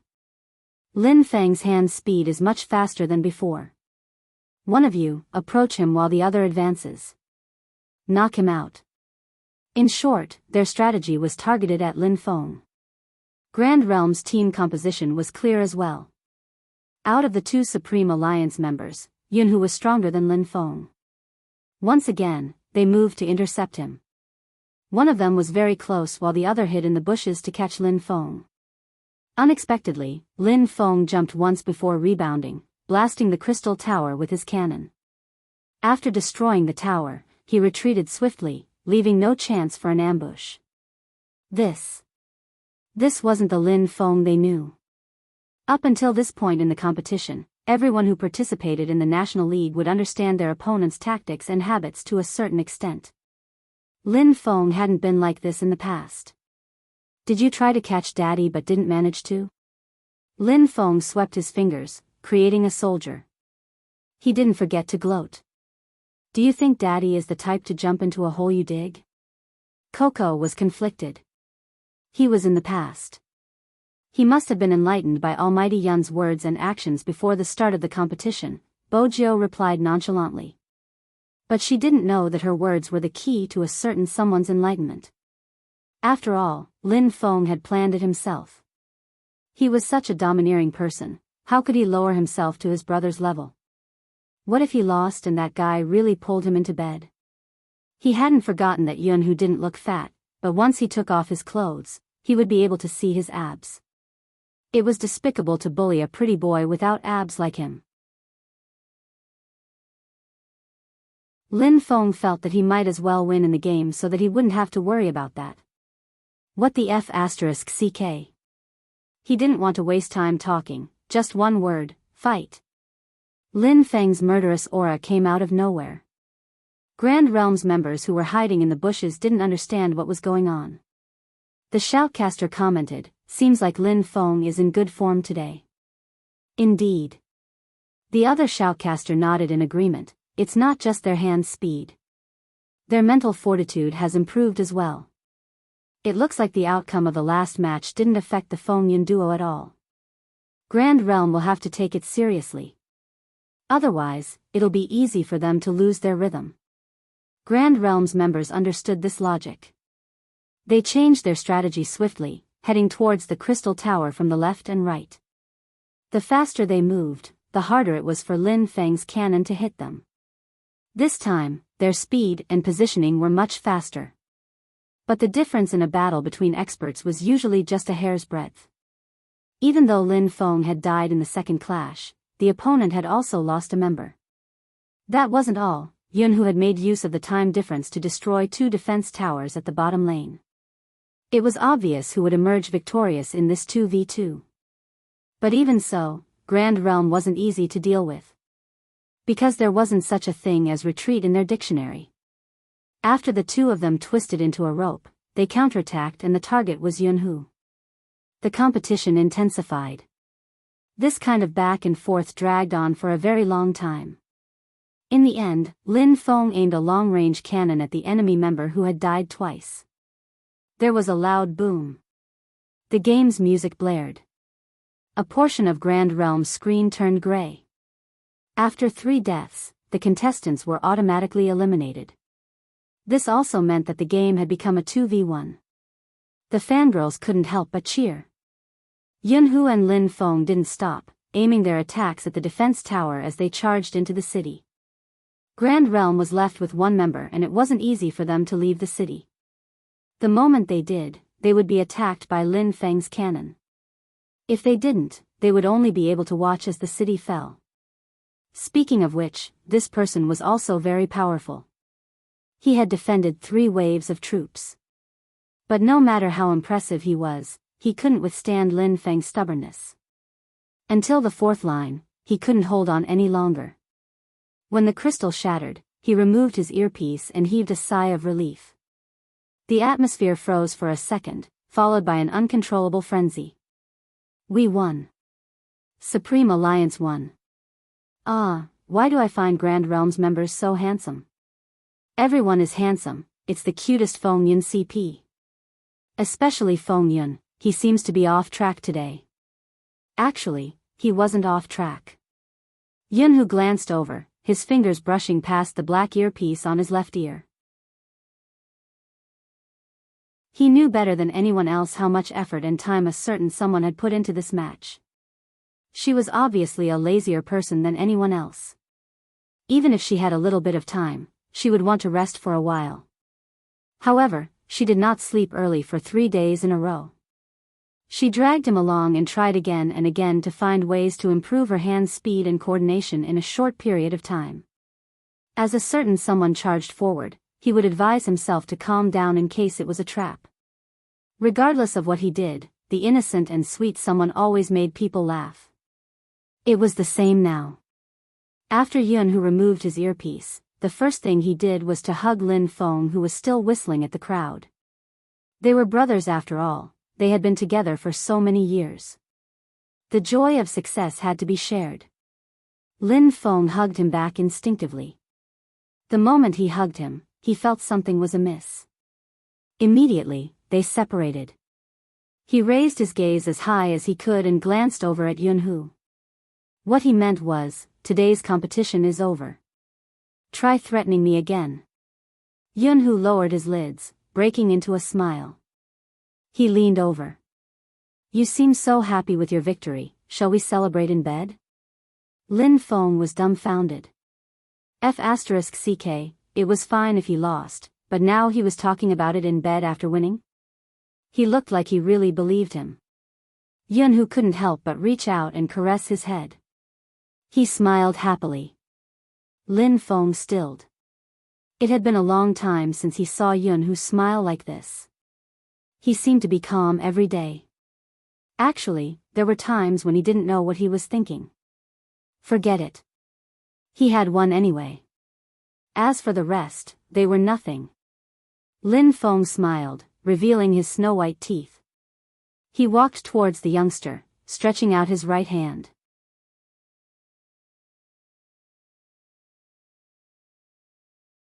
Chapter 8:11. That kind of scene made the audience burst into another wave of jubilation. This time, the cheers were much more intense than before. Some people could not help but clench the clothes in front of their chests. Their eyes were filled with excitement. Because right now, they couldn't help but think of the same name, Spade Z.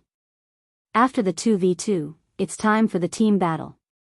The shoutcaster adjusted the microphone. I believe the audience is just like me, anticipating someone's appearance. That's right, other than Chin Mo, there's another person who has dominated the esports scene this year. Spade Z, the FC king from Zone C, let's see what kind of excitement he will bring us today. The other person laughed. Brother, I know you're a fan of Spade Z, but this is a team battle. Don't forget that Grand Realm has sent out their strongest lineup. Even with Chin Mo and Spade Z, it won't be safe. There are still newbies in Supreme Alliance. This 5v5 will be a tough fight for them. I forgot about this prerequisite. The commentator slapped his forehead lightly. His partner analyzed the data. Besides, I believe Grand Realm has realized that even though no one has been able to escape from Chin Mo's 3000 knife cutting, in order to execute the 3000 knife cutting, the members can't be too weak. Otherwise, it would be difficult for Chin Mo no matter how good he is at fighting. Isn't there still Spade Z? One person isn't enough, there has to be at least two. Coco is fine, but as you can see, Coco's skills have deteriorated over the past year. This is a bottleneck that every professional player will face. Why did the club organize a newcomer competition before the start of the competition? It was because Fengyi noticed that the overall standard of the Supreme Alliance was declining and they needed fresh blood. It could only be said that Spade Z came at the wrong time. If he had appeared a year earlier, Coco would still be at his peak and this competition wouldn't have been so difficult. Look, Grand Realm has already made adjustments to their lineup in response to Supreme Alliance's problems. Yan Yixiao has always been a good strategist, so Supreme Alliance's response is crucial. Yan Yixiao stood up after hearing the shoutcaster's words. He glanced at the four people behind him. Let's go with the original plan. Grand Realm's members all had average looks, but their skills were obvious to all. Actually, it was simple. In this round, as long as they suppressed Almighty Chin and took a few more Supreme Alliance newbies' heads, Spade Z and the others could work together to deal with them. In terms of strategy, Grand Realm was not wrong. No matter which team faced the Supreme Alliance, as long as it was a team battle, they would look for Yao Yao and Feng Shang first. Honestly, those who hadn't followed Supreme Alliance's battles didn't recognize them at all. It was inevitable that there would be discussions. Newbie? AFC king like Spade Z? I don't think so. You heard what the shoutcaster said, they are just ordinary newbies. Using rookies for the team battle. Supreme Alliance probably had no choice but to use rookies for the team battle. The first match for the 1v1 was Beida and the 2v2 was the Fengyun duo. Come to think of it, this isn't Supreme Alliance's strongest lineup. Let's wait and see, as long as they don't drag us down. Feng Shang and Yao Yao heard the comments. In reality, it was normal. They had started out in the wilderness and weren't considered the best in Supreme Alliance. What the audience said could be considered objective. Shui Yao Yao had to face harsher words every day. Fat, ugly, and poor. Just when she had thought she would spend the rest of her life like this, that person had brought her out. She loved gaming and wanted to play more. It was because the people who were fighting alongside him were more important than the game itself. There had to be something in this world that could burn up all your blood and sweat. It wasn't just her. Feng Shang was the same. This battle. They had prepared for a long time. Training at the internet cafe every night. Watching countless videos of the game. Whenever they encountered something they didn't understand, they would dig the uncle out from the bed filled with the smell of cigarettes. The three of them would discuss it together. Both Feng Shang and the uncle were nice to her. They said she was a girl and it wasn't convenient for her to be in the internet cafe. They specially left her a storeroom upstairs and placed a sofa for her to rest on. In just a few days, the uncle didn't forget to prepare fruits and green tea for her in the storeroom. After gaming, she still had to do her test papers. After all, she was a high school student. In the uncle's words, when he was in school, he wasn't cultured. He couldn't let games harm her generation. Shui Yao Yao wanted to laugh. But she was older than them by 11 or 12 years. That was indeed a generation gap. But even so, Shui Yao Yao couldn't forget these few days. After the training, she had to do her test papers. She was so tired that she laid on the study table. When she woke up the next day, the uncle was open for business. After the overnight customers left, he made a bowl of instant noodles for each of them. Feng Shang was a young master born with a golden spoon in his mouth. Everyone in Jiang City knew how rich the Feng family was. But that person didn't mind. He slurped the noodles and grabbed his hair. His handsome face was full of sweat. For these bowls of noodles, we also have to win. Then, when the time comes, let me carry you. Shui Yao Yao tilted her head and glanced at Feng Shang, who was sitting beside her. The battle was finally here. It wasn't easy to win. She couldn't retreat. Swoosh. The screen flashed. The members of Supreme Alliance stood up in unison. Bo Jiao stuffed a hand into her pocket. She was still as eye-catching as ever. Moreover, Qin Mo was standing at the front. He didn't seem to hear the shoutcaster's words. His chiseled and handsome face exuded a unique aura of abstinence. The moment he glanced up, his fans were excited. Bo Jiao arched a brow. As expected of an almighty, the effect of his good looks was obvious. Then, he heard a voice by his ear. The speaker's tone was very calm. You've been looking at the audience area since just now. What are you looking at? Bo Jiao's fingers paused. Her smile didn't change. I'm looking at the passion of the audience. Qin Mo tilted his head and glanced at her. Bo Jiao's lips curved upwards. She didn't avoid his deep gaze. Qin Mo retracted his gaze and didn't say anything else. He held onto her wrist and walked towards the arena. He probably didn't see Hoshino. Bo Jiao had a plan, but she knew she had to be more careful when she moved. After all, the Almighty's observation skills were too sharp. Bo Jiao lowered her head and glanced at the hand holding onto her wrist. Her lips curved upwards. That scene was clearly seen by all the fangirls present. Why does it feel like my big spade's mood has improved? I can only say that my big spade is too loyal, smiling so handsomely after being touched by the Almighty. This candy caught me off guard. Take a picture, hurry up and take a picture. Under the camera, all the team members were sitting in their seats in a row. Supreme Alliance's uniform was the most eye-catching, not to mention the entire team's attractiveness. The audience wasn't just passionate. It was as though they were witnessing the climax of the competition. Their cheers were loud enough to tear the roof off. The number of visits on the platform displayed in the broadcasting room soared to the peak. It was obvious who it was. The most valuable esports player and the most popular FC king. It was enough to create a wave of topics. With the two of them competing, it seemed as though it would always be like this. The trend of the All-Stars couldn't be stopped. Strictly speaking, this was the first time they were playing together since the National League. Hence, it was inevitable that everyone would be excited. Swoosh. The music started playing. She tilted her head, put on her earphones and placed her fingers on the keyboard. The five of them entered the game together. It was the same for Grand Realm. The entire arena was displayed on the huge screen at the same time. The shoutcaster watched the scene. Honestly, Supreme Alliance's progress has exceeded my expectations. I'm sure everyone still remembers when they started the competition, someone predicted on their official Weibo that they wouldn't be able to make it to the National League. For such a team, their captain is missing, their fighting ability has declined, and now, they are eliminated in the semi-finals.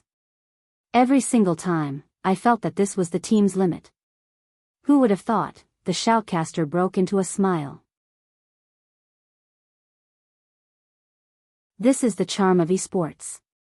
That's right, we won't know the winner until a real match. While they were talking, on the screen, the players' characters had already loaded up to 90%, and the details of each character's information were displayed. Spade Z chose the assassin. He can control the tempo as an assassin, it isn't a surprise. Wait a minute, Chin Mo didn't choose the team control. The other shoutcaster leaned towards the screen, his eyes widening. It really isn't the team control, why did he choose the assassin? The formation doesn't match. Perhaps it's to protect the newbies, choosing the assassin as a tank is fine. That could be said, but the National League wasn't an ordinary online game. It would be risky to choose such a character. Yan Yixiao seemed to have expected this change. He wasn't shocked, instead, he lifted the corners of his lips. Someone from Grand Realm commented, Chin Mo must have found it troublesome, that's why he chose the assassin. It's good news for us. Keep quiet and focus, the competition is starting. The moment Yan Yixiao finished his sentence, the countdown ended and everyone entered the arena. Grand Realm's members weren't as fast as Bojo. Looking at the game map, a silhouette dashed towards the wilderness. Wherever he went, the grass swayed. Honestly, the director had been following Spade Z at the start. After all, the FC King of Zone C was extremely popular online and the audience would definitely be interested in his maneuvering. But halfway through, he realized that if he didn't use the system's position, he wouldn't be able to catch up with that person's movement speed. Was he trying to tire himself out as a director by running around like that? He turned the camera, aiming at the well-trained Grand Realm. On the game map, the 5 in-game characters were clearly moving around adeptly. Everyone's division of labor was very clear. There was an attacker, a tank, an assassin, and a sorcerer support. Compared to Supreme Alliance, this was a perfect team. On the other hand, Supreme Alliance had split into 2 lanes. Coco was going up alone while Yao Yao, a sorcerer, was attacking the bottom lane with Feng Shang. This, Supreme Alliance's strategy is really strange. Even more baffling was that there was no one in the middle lane. What was going on? It wasn't just the shoutcaster, the audience was confused as well. On the big screen, the characters on both sides were tiny little people. The audience had a bird's eye view, allowing them to see the coordinates of all the players. But because of that, they couldn't understand the strategy. Were they abandoning the middle lane? Besides, the map showed that there were 2 players attacking the middle lane. The fans couldn't wait for their big spade to rush to the middle lane. But the youngster pressed down on the earpiece. I'm taking a blue beast. Everyone. Blue Beast. What a nickname. The shoutcaster hurriedly explained, Spade Z is an assassin and it is important for an assassin to gain experience from killing beasts in the wilderness. Almighty Qin was also fighting in the wilderness. One of them was taking the blue and the other was taking the red. Were they really going to abandon the middle lane? What do you think they are doing? The shoutcaster asked his partner. His partner pondered. Let's watch. They could only watch. This wasn't going according to plan. Look at the bottom lane. The shoutcaster moved his fingers. As the distance between them shortened, the projection on the screen became clearer. Yan Yixiao attacked the bottom lane, leaping out from the wilderness and striking the sorcerer Shui Yao Yao was controlling. The lethality of that strike was not low. Shui Yao Yao's HP dropped by half. Yan Yixiao was cunning. After the attack, he leaped back into the bushes and took a detour back to the tower. He didn't give Shui Yao Yao a chance to react. At the same time, Supreme Alliance realized something. If Shui Yao Yao was the only one on this path, Yan Yixiao would be able to kill a fragile sorcerer like her easily. The reason why Yan Yixiao had retreated after the strike was because Feng Shang was there. From another perspective, this was just the beginning, Yan Yixiao hadn't developed. At the later stages, even with Feng Shang, Shui Yao Yao wouldn't be able to survive. Yan Yixiao had personally come to deal with the two rookies so that they would feel pressured right from the start. This time, Supreme Alliance should be aware of the gap between them. The shoutcaster supported himself with both hands. If this continues, it won't be good. Yan Yixiao's attacks won't stop, and who's going to defend the middle lane? Shui Yaoyao's hands slowed down after the hit.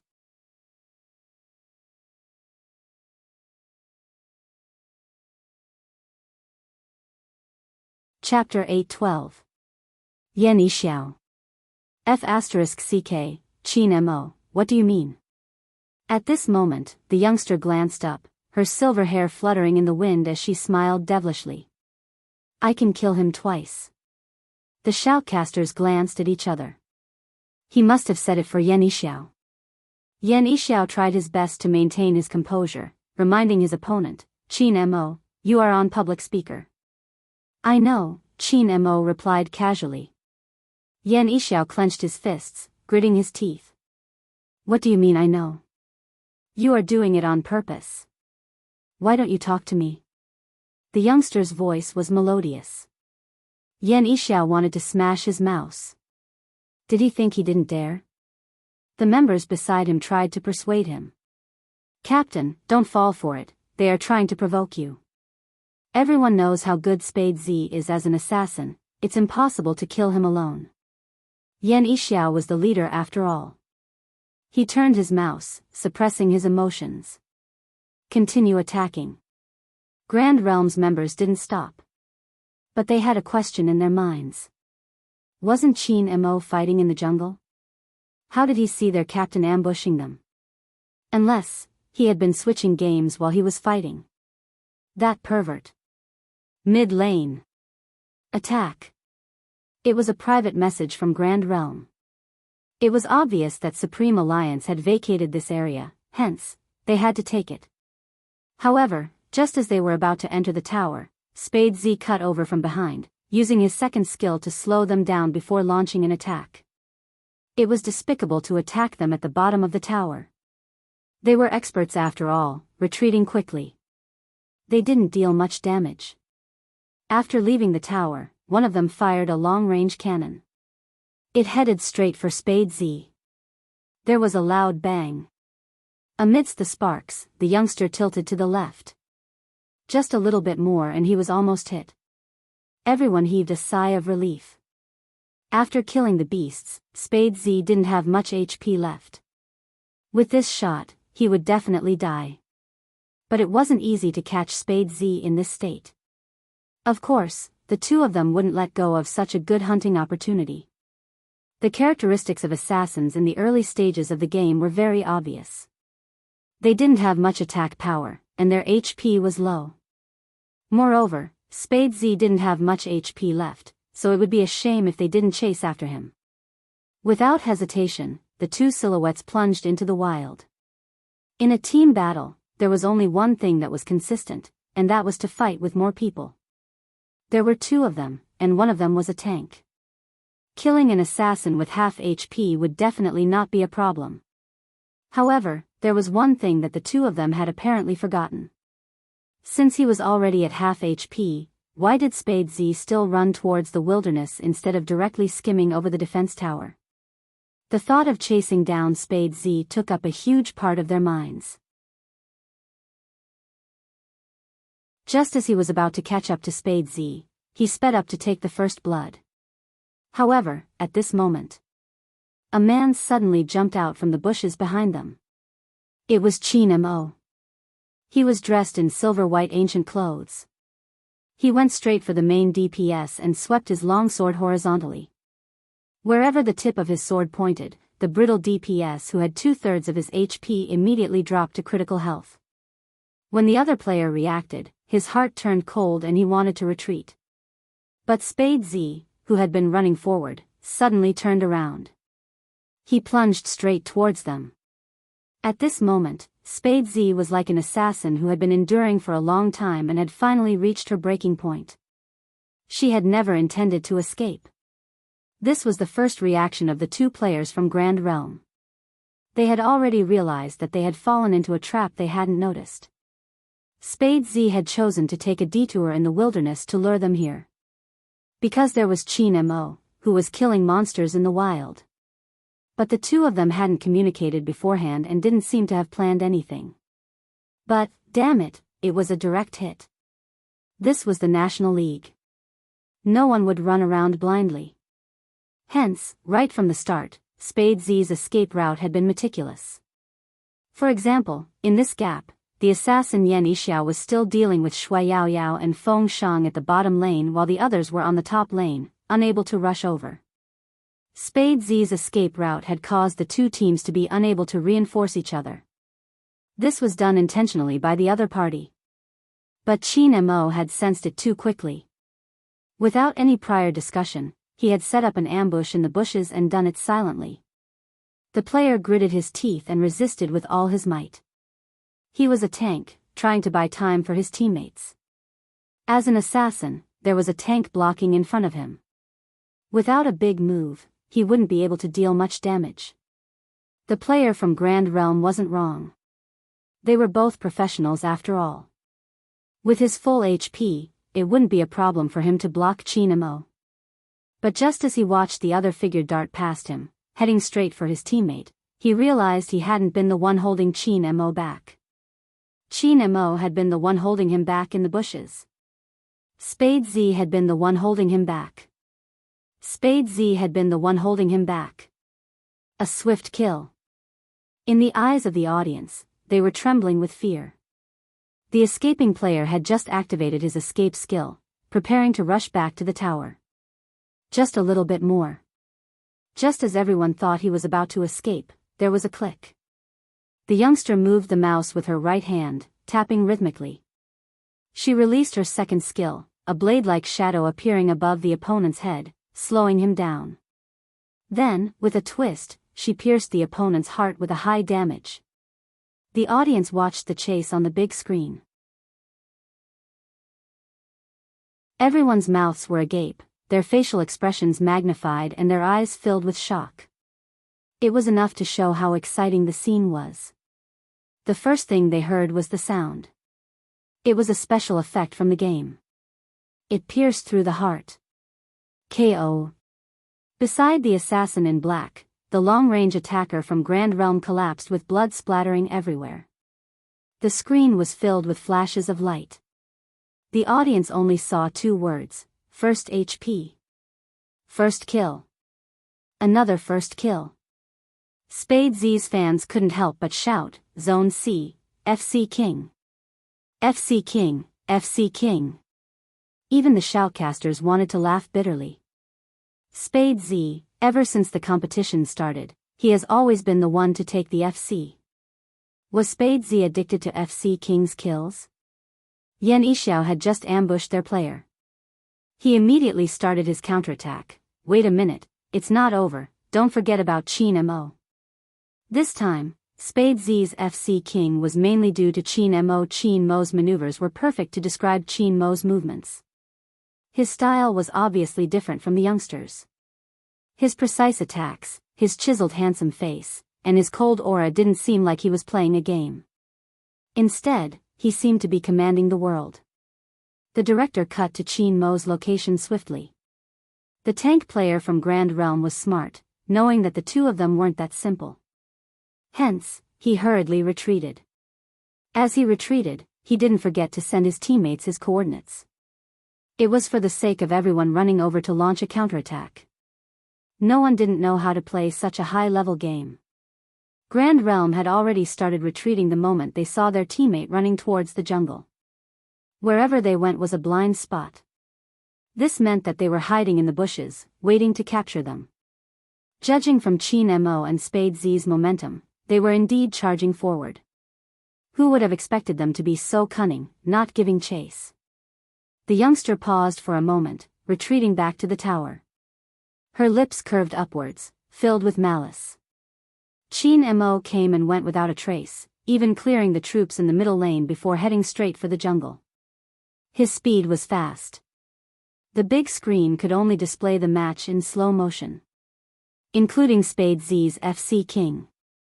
Without a specific camera to break down the action, the audience really wouldn't know how the other party died. But this time, Spade Z's fans were worried that their idols would fall for each other's photos. They didn't expect both Almighty Qin and Spade Z to have such strong chemistry and judgment. F***ck. Yan Yixiao was frustrated that he missed. The first kill was crucial to the rhythm of the match. He couldn't allow Supreme Alliance to take the lead. Yan Yixiao changed his mind, gliding over the bushes, heading straight for the rookie at the bottom lane. This time, after killing the beasts, he swung his bat at Shui Yaoyao's head. Shui Yaoyao couldn't react in time and was left with low HP. Fortunately, Feng Shang retreated swiftly, blocking the attack for her. Shui Yaoyao released her freezing skill. If it had been anyone else, they would have been frozen on the spot. However, Yan Yixiao was still Yan Yixiao. After he faked a jump into the grass and dodged the attack, everyone thought he would run away. After all, his HP had dropped. However, Grand Realms ranged DPS through a powerful stun skill at Feng Shang's body. It was obvious Feng Shang couldn't move anymore. It was Yan Yixiao's turn to kill the low HP Shui Yaoyao.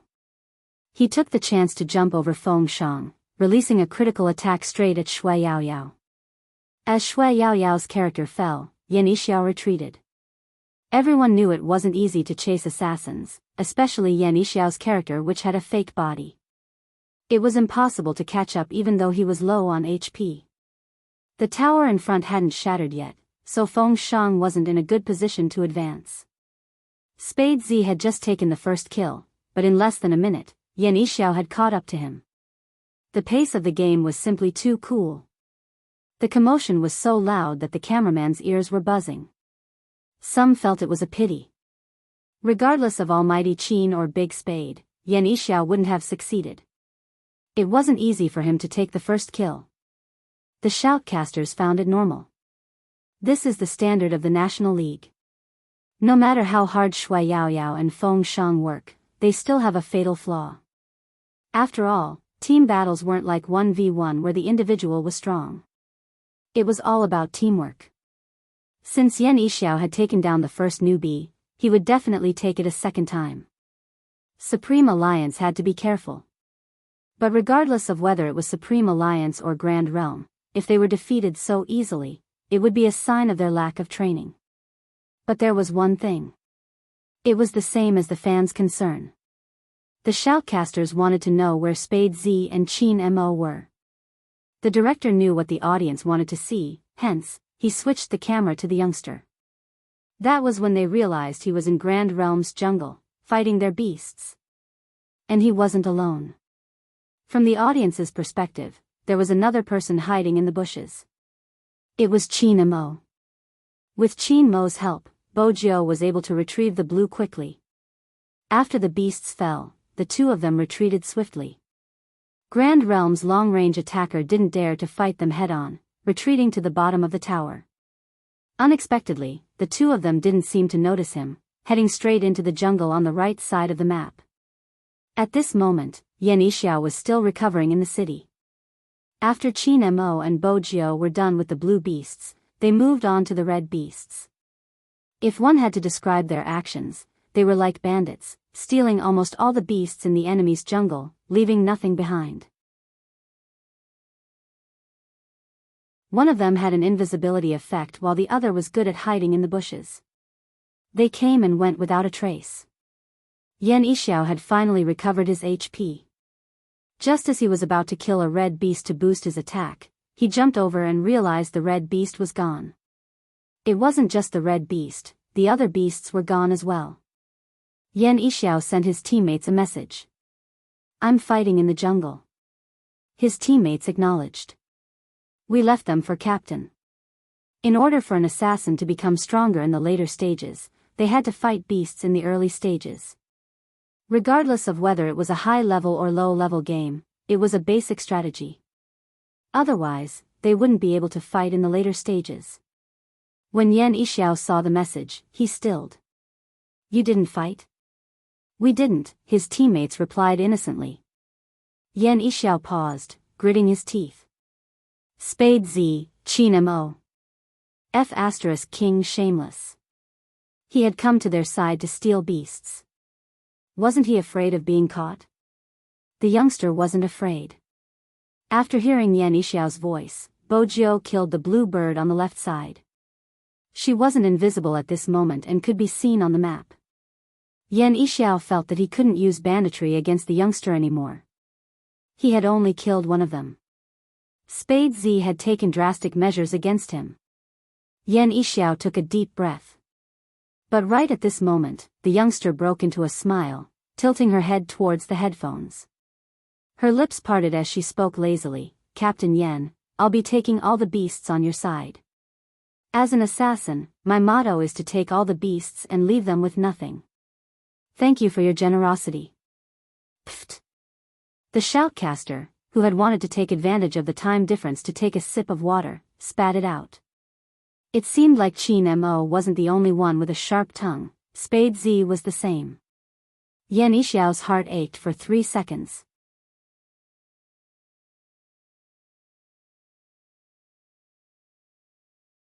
Chapter 8:13. Many wanted to know Yan Yixiao's thoughts. Even the members of Grand Realm glanced at each other, not daring to make a sound. After all, with the captain's current state, he would lose his mind if he said another word. Hey, what's going on? Even the beasts are gone. The shoutcaster wasn't the one who had spoken, but Zhao Sanpang, who had walked over from the safety tunnel.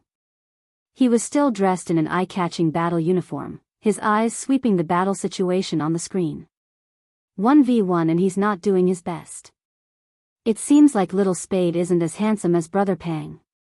Not to mention how eye-catching Zhao Sanpang's figure was. Even the people standing beside him were tall and outstanding, especially Beauty Luo's face. They immediately caused a commotion among the audience. It's Xiangnan. Xiangnan is here too. F***CK, it's the champion team. My almighty Xiao is so handsome. Xiao Jing stood at the front of the team, exuding an aura of authority. Even his side profile was chiseled. It was hard not to notice such a person. At this moment, everyone couldn't help but turn around and look at the incomparably eye-catching team. The director noticed the problem and immediately changed the image to a close-up of Xiangnan's team. Although it was only for a second, in such a big competition, it was already very impressive to be able to take up a second of screen. The shoutcaster noticed it as well. I never expected Xiangnan to be here. That's not surprising, they should have just finished their match. I never expected them to be so quick. As expected, any team that meets Xiangnan is doomed. Yes, but it isn't common for Xiangnan to be out in full force. What do you think they are here for? They are obviously here to watch Qin Mo. In all these years, no other member has been as good as Xiangnan's Captain Xiao. The conversation stirred another wave of excitement. Grand Realm glanced up, lowering his voice. Captain, it's Xiangnan. Yan Yixiao didn't stop moving. Xiangnan? Let's show Zhao Sanpang our skills. He had been praising himself in the Alliance group chat all day long, only the heavens knew how much he wanted to slap Qin Mo's face. Little Yan's monster must have been stolen. Zhao Sanpang stared for 2 seconds before bursting into laughter. Who did this? Well done. Beauty Luo lifted her lips into a seductive smile. Who else could it be? It has to be my big Spade, my almighty is just that handsome. Restrain yourself, do you hear me? We're here to investigate the enemy, not for you to be a love-struck fool. Your age isn't suitable for little Spade. Sis, wake up. With that, Zhao Sanpang turned to look at the layout. Supreme Alliance is in danger, the bottom lane is too weak. What exactly is Qin Mo thinking? Hearing this, Xiao Jing, who had one hand in his pocket, looked up at the game map displayed on the screen, then narrowed his eyes. Then, he shifted his gaze. It was placed on the man wearing headphones and a pure black combat suit. What was Qin Mo thinking? Of course, this kind of gaze would be noticed by the fans. Oh, I can't take it anymore. Even though I'm infatuated with Almighty Qin and Big Spade, don't you think Almighty Xiao always looks at Almighty Qin with such passion? Almighty Xiao only comes when Almighty Qin is around. A love-hate relationship, it's so cool.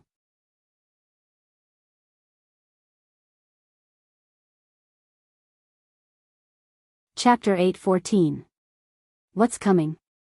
Before the crowd could figure out what Xiao Jing meant, Gu Yan's eyes lit up. On the screen, Yan Yixiao quickly adjusted his strategy and gave his teammates a coordinate. Leave one in the top and middle lanes. The rest of you, follow me. After receiving the order, the players from Grand Realm turned around and left. Their movements were practiced and they walked through the bushes. Their speed was so fast that they could barely be seen on the screen. Shui Yaoyao and Feng Shang weren't aware of the impending danger. Yan Yixiao had already swung his bat down. The audience sucked in a breath of cold air. Was the team about to start? Supreme Alliance's sorcerer newbie definitely won't be able to withstand such an aggressive attack. That was their first reaction. Supreme Alliance's sorcerer will die. Beauty Luo's gaze turned serious. Zhao Sanpang narrowed his eyes. It seems like little Yen has noticed Supreme Alliance's weakness. Such a premeditated attack definitely wasn't done on a whim. The sorcerer added a crowd control and the long-range attacker used a stunning move. Feng Shang and Shui Yaoyao were pinned to the ground. Since Yan Yixiao had no more beasts to kill, he decided to go for the kill. 3 against 2. 2 against 2 newbies. Shui Yaoyao and Feng Shang were being beaten up. It's too late. Beauty Luo frowned, glancing at the screen. As expected, even though Shui Yaoyao wasn't killed immediately, she died after using the freezing skill. She hadn't even used her big move. The good thing was that the skill had been cast quite well. It had directly frozen the 3 opponents outside the tower. It bought some time for the unconscious Feng Shang. But the danger was that Feng Shang didn't have much HP left. Supreme Alliance might lose 2 lives this time. The audience's hearts were in their throats. In the game, every second passed extremely slowly. Was Supreme Alliance really going to be finished? 2 lives were lost in an instant. How were they going to turn the tables? But at this moment, a dagger hung over the heads of the 3 members of Grand Realm. This was. The audience's eyes lit up instantly. There was no mistake. That was Spade Z's mark. When the mark appeared, it meant that Spade Z was nearby. As expected, people saw the 3 frozen people being slowed down by a series of attacks. Then, Spade Z appeared, unleashing a skill straight at the enemy's long-range shooter. With an explosive attack, it wasn't a problem to take down a HP in 2 to 3 seconds. Even if the other party was an expert, he could only take a beating if he was frozen. When he said these words, it was only a matter of a moment. Yan Yixiao swiftly retaliated, wanting to hit Spade Z with his bat. Who knew that this person would be so hard to catch? Like a shadow, his figure flashed again. Did he escape? This time, Yan Yixiao and his teammates learned from their experience and didn't chase after him. However, was there any use in not chasing after him? Just as they retreated, a lone white figure flashed in front of them. His speed was so swift that he came and went without a trace, and it was utterly impossible to guard against him. With a powerful skill, the tip of the sword pointed at both of them, causing their HP to drop. Was there even a need to say who that figure was? There were only a few people in the arena, and they could be counted on one hand.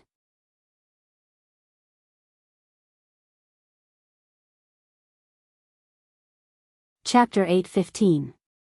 On Grand Realm's side, they had never thought of fighting Qin Mo alone. But this time, they couldn't help it. The sound of sword energy filled the air. The sorcerer from Grand Realm wasn't at full HP, so he was in critical condition in one move. Yan Yixiao had wanted to cover for him. But how?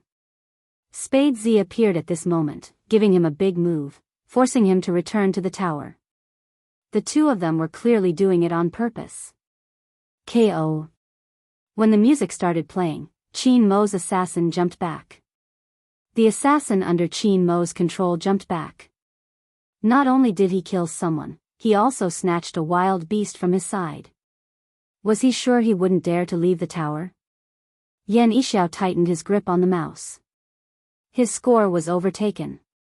It was a score of 2-3. This round of killing, Yan Yixiao hadn't managed to gain any advantage. Replay, hurry up and replay. That was the most fervent thought of the audience. It had been too fast. Only gamers would be able to tell how Qin Mo had managed to kill someone. The ordinary audience wouldn't be able to tell. Beauty Luo narrowed her eyes and turned towards Xiao Jing. Captain, are you referring to Qin Mo when you say he's here? What else can I do? Xiao Jing asked calmly. Zhao Sanpang interrupted. We thought you were referring to Little Yen, but Qin Mo's move is too shameless. He even took out one of his beasts. If I were Little Yen, I wouldn't be able to tolerate him. What can I do? Leave the tower? Beauty Luo rolled her eyes. Don't forget, my big spade is still there. Zhao Sanpang was also looking at the layout of the game, still finding it shameless. One of them is a jungler while the other is guarding. Isn't that a little too shameless? Why does Little Spade steal Qin Mo's jungler like a loyal puppy? We're from the same team, what's there to snatch? Beauty Luo was speechless. The moment the men on their side saw Qin Mo, they inexplicably ganged up on him. They could only blame Almighty Qin for attracting hatred. But Zhao Sanpang wasn't wrong. When Qin Mo was fighting, there would definitely be a character controlled by the youngster guarding him. Even though he was filled with murderous intent, it was a stark contrast. It was indeed a loyal dog. Don't tell me the two of them used this method to steal all of the enemy's wilderness. Shameless and shameless working together, what a shameless combination. Zhao Sanpang shook his head. I told you to bring Little Spade over as soon as possible, but you wouldn't listen. Look at what he has learned from Qin Mo, he has led him astray. Little Yen must be crying right now. Not necessarily. Beauty Luo glanced down at Shui Yaoyao. For a team battle, a sorcerer dying twice isn't good news. Supreme Alliance might be at a disadvantage in the later stages of the team battle. I hope she can regain her composure and realize that this is the National League. It was obvious who Beauty Luo was referring to. Supreme Alliance lost 2 lives. They were all Shui Yaoyao. Normally, even pro players would be sweating at this moment. Shui Yaoyao was no exception, but the brightness in her eyes didn't diminish. Beauty Luo stilled before breaking into a smile. Supreme Alliance looks impressive this year.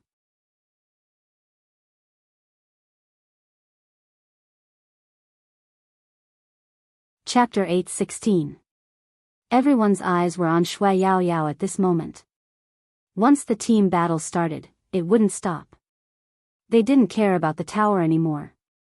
Jungle battles were the foundation of the National League. This time, it was time for the team battle. Coco was the support player, standing at the front. Feng Shang was a long-range attacker while Shui Yaoyao was a sorcerer, staying at the back. They stood at the bottom lane's jungle. Spade Z's character had only appeared in Grand Realm's line of sight at the start. After a while, he disappeared. It was obvious that he had turned invisible. This was the time for Yan Yixiao to determine Spade Z's position. Was he on the left, right, or in the middle of the team? A battle between experts was all about strategy and timing. It was to prevent Spade Z from being in the middle of the team. Grand Realm fired a long-range cannon without warning. Beauty Luo narrowed her eyes.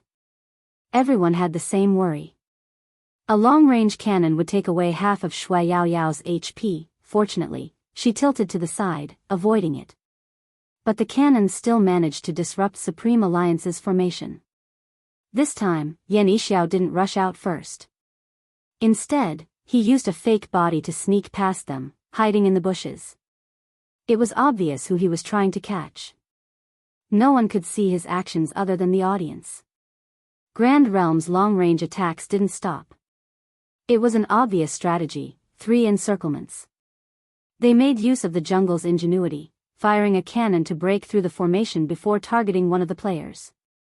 There were also 2 players stationed at the outer perimeter, in case Spade Z and Qin Mo suddenly appeared. Supreme Alliance didn't have a tank blocking the front, which wasn't a good strategy. Right now, Yan Yixiao was crouching there to catch them. From the looks of it, Coco, who was at the front, was in the most danger. But in reality, Shui Yaoyao was the one in danger. Once the team battle started, Grand Realm's tank would have terrifying HP regeneration. Both Qin Mo and Bojio would face a terrifying defense if they jumped in at this moment. He was tanky and healed himself. This kind of character was really not suitable for assassins to kill. Spade Z hasn't appeared yet, I'm afraid that's the reason. Qin Mo should be the same. Supreme Alliance is retreating. The audience was so nervous that they wanted to remind Shui Yaoyao to watch her back. But at the same time, they also knew that no matter how loud they shouted, the contestants wearing headphones wouldn't be able to hear anything. As Shui Yaoyao retreated, she was getting closer and closer to Yan Yixiao. Some fans couldn't even bear to watch what happened next. Since there wasn't a knife on Yan Yixiao's head, Little Spade wasn't around. Yan Yixiao knew that his chance had come. With Coco down, this team battle was basically over. Even though 2 of Grand Realm's players were in critical health, so what? None of the 5 of them had died. On the other hand, once Shui Yaoyao, the sorcerer, was killed, the opponent would lose control and Feng Shang would also be killed. Supreme Alliance is probably going to be wiped out, 3 lives, one of which was the newbie mages. The commentator did not want to talk about the result. Because it was too tragic.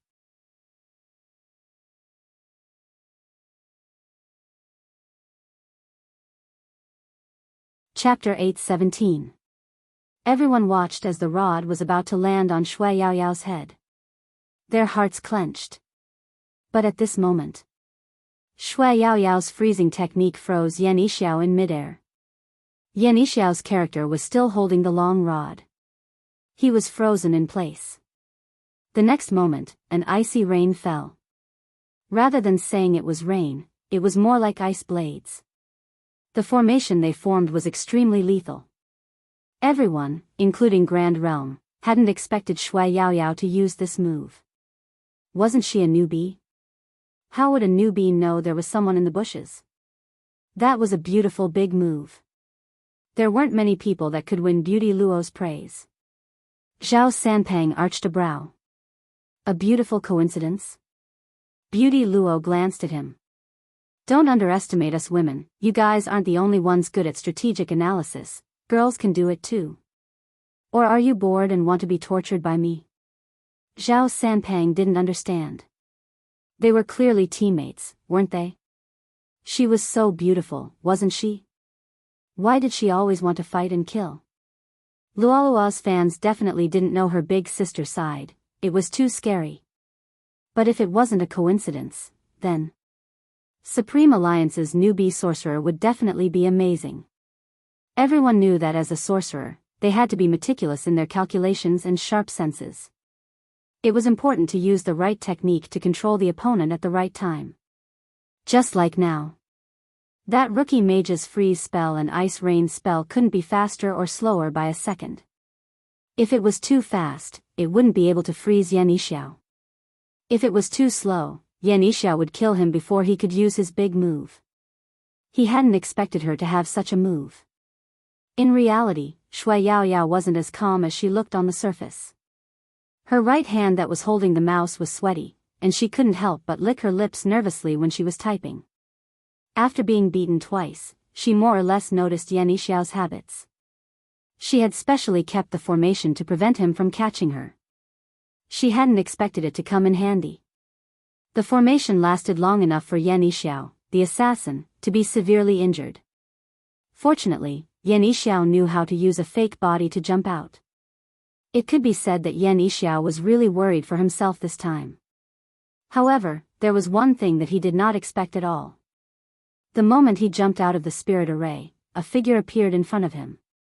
A silhouette swept past him from his right. He didn't even use his ultimate skill. With a sweep of his sword, Yan Yishao was unable to escape. The sound effects started playing. KO. Yan Yishao really wanted to smash his mouse. Qin Mo. Was he purposely here to collect heads? Ah. Of all times, he had chosen this moment to appear. However, it was not over yet. The audience only saw the figure, like a sharp sword, directly sweeping towards the other three people. With a powerful phalanx formation, the enemy mage's HP was reduced to a critical level. Seeing this, Feng Shang, who was about to escape, suddenly stopped. He turned around and fired a long-range cannon at them. Qin Mo seized the opportunity to jump back, but he didn't have the slightest intention to retract his long sword. Even though there were 4 of them. The tip of the sword was aimed straight at the opposing mage. Before the audience could react, 2 large words suddenly appeared on the screen. He was so cool, double kill.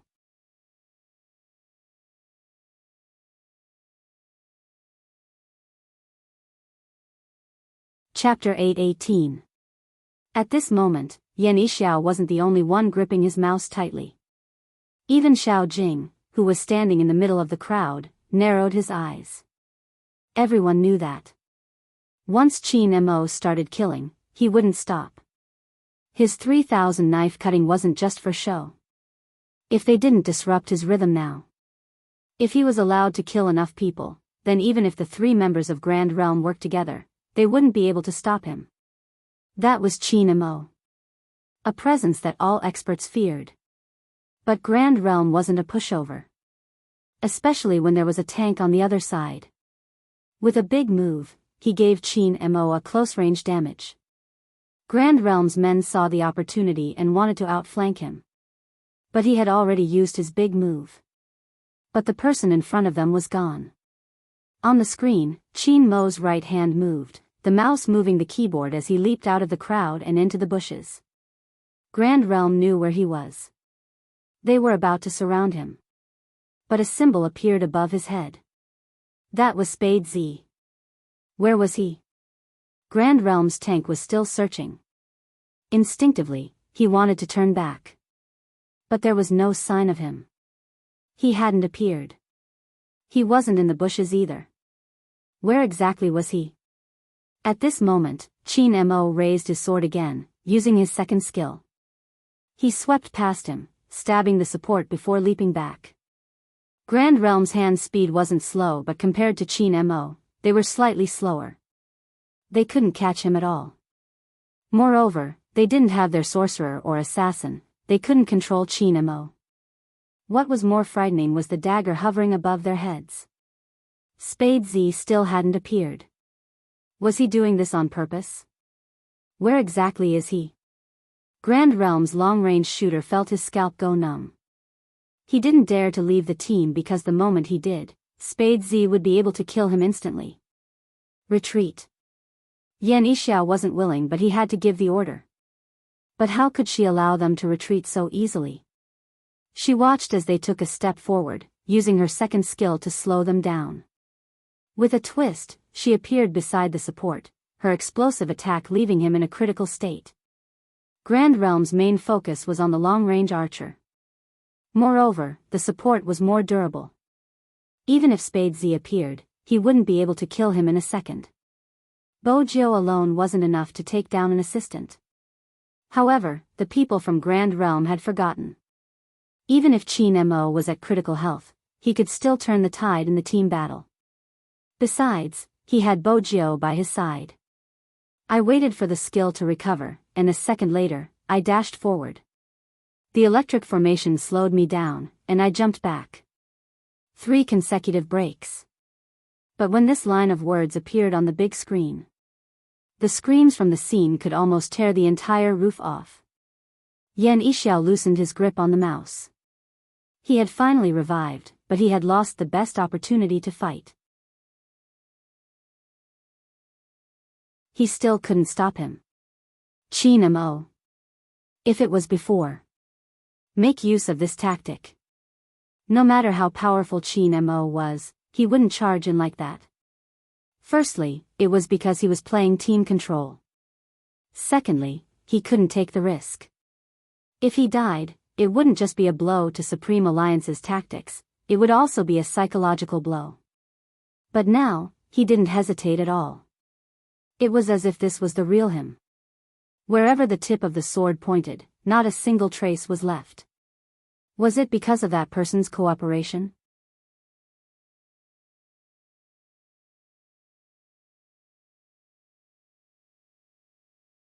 Chapter 8:19. Spade Z.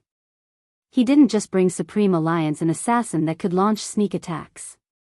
Most importantly, with him, Qin Mo would be invincible. If that was the case, Supreme Alliance might be able to go against Xiangnan. Yan Yixiao glanced at the screen, breaking into a smile.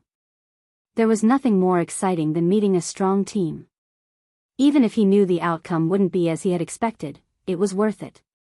He had to give it his all in this match. Supreme Alliance was strong, but they weren't weak either. Are you ready? Yan Yixiao asked his teammates as he moved his mouse. The other 4 members of Grand Realm moved forward. The real team battle is about to begin. Beauty Luo crossed her arms, arching a brow. Just as she finished her sentence, Grand Realm spread out in a pentagonal formation.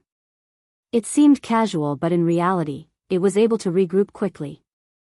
Besides, this formation was the easiest way to obstruct the assassin's sneak attack. Yan Yixiao had always been known as a commander because he was familiar with all the heroes in the game. He had a clear idea of the formation. With such a formation, it would be very fast if they wanted to take down a person. That was how Coco, who had wanted to retreat after taking down the tower, was caught. As an assassin, Yan Yixiao didn't charge forward this time. Instead, he focused on sneak attacks. The 3 of them went up first with the sorcerer controlling. Coco managed to escape, but not the second. Yan Yixiao leaped out, blocking his path and smashing down with his rod. Coco's HP dropped to critical levels. At this moment, Grand Realm's long-range attack launched a cannon. It was enough to take down Coco. But to everyone's surprise, at this moment, someone used a freezing skill. 3 of them were encircled and frozen on the spot. Then came the ice rain spell. Supreme Alliance's sorcerer is hiding in the bushes. What an unexpected move. But it was obvious that Grand Realm wasn't an easy opponent.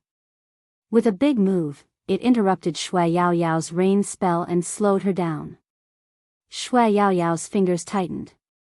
She found the right time to use her flash skill to escape the pursuit. At this time, Feng Shang jumped out and attacked the 3 players with a sniper cannon, instantly killing one of them. At first, they thought Supreme Alliance was in a good position.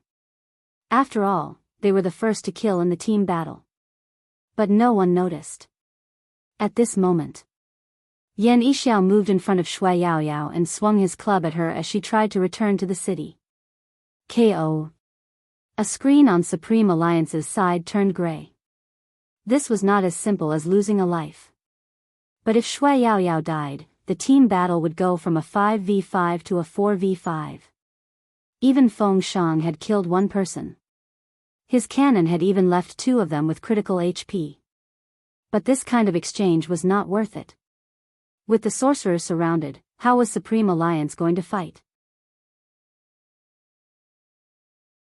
Without any control, with Grand Realm's technology, they would be able to attack very quickly. Was Supreme Alliance going to lose? Just when everyone's eyes were looking down, Grand Realm sent out an emergency signal. Yan Yixiao's eyes were piercing with that redness. What was going on?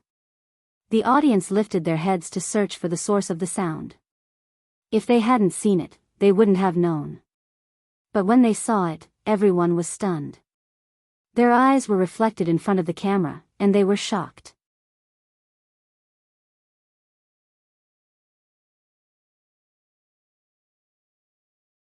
Chapter 8:20.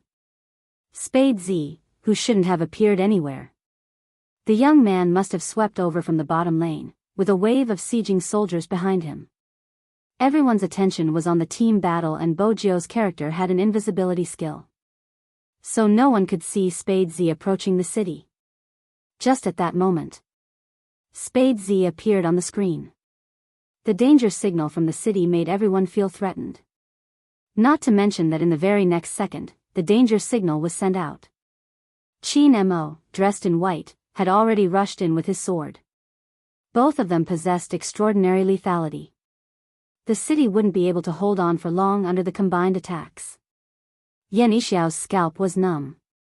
He quickly typed on the keyboard, sweat forming on his forehead.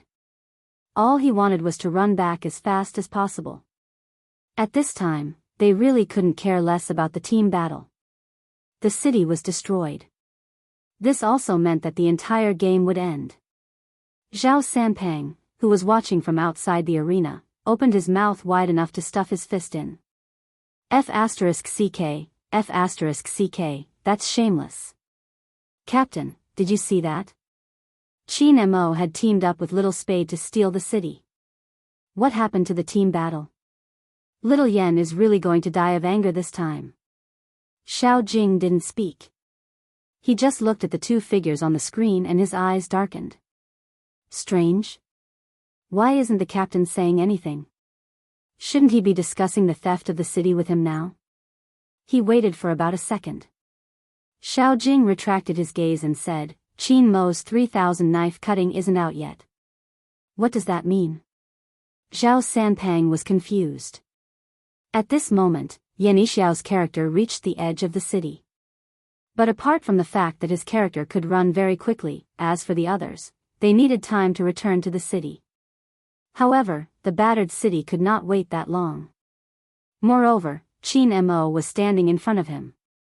The moment Yan Yixiao used his fake jump, he leaped over Qin Mo and his bat landed on Spade Z, destroying the city. Debris fell. Everyone stopped moving. The tapping sound of the keyboard fell into silence. The word failure swept across all 5 of Grand Realm's computers.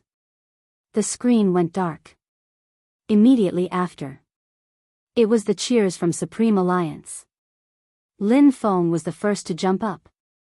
That wasn't all, he even hugged Yunhu beside him.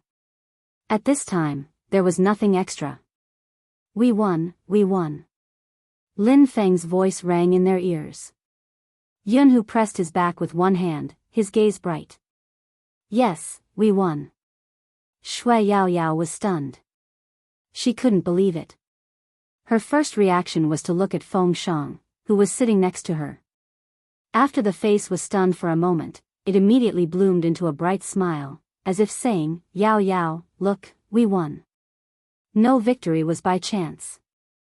If it wasn't for Shui Yaoyao's ultimate that hit the bullseye and slowed down Grand Realm's team members, they would have died. If it wasn't for Feng Shang's timely long-range cannon, if it wasn't for Coco's support. That way, they wouldn't have been able to steal the city so quickly. All his efforts were not wasted. Those days of eating instant noodles and writing advanced mathematics questions. Those who saw Feng Shang lying in front of the computer, so tired that he closed his eyes, still holding the mouse in his hand.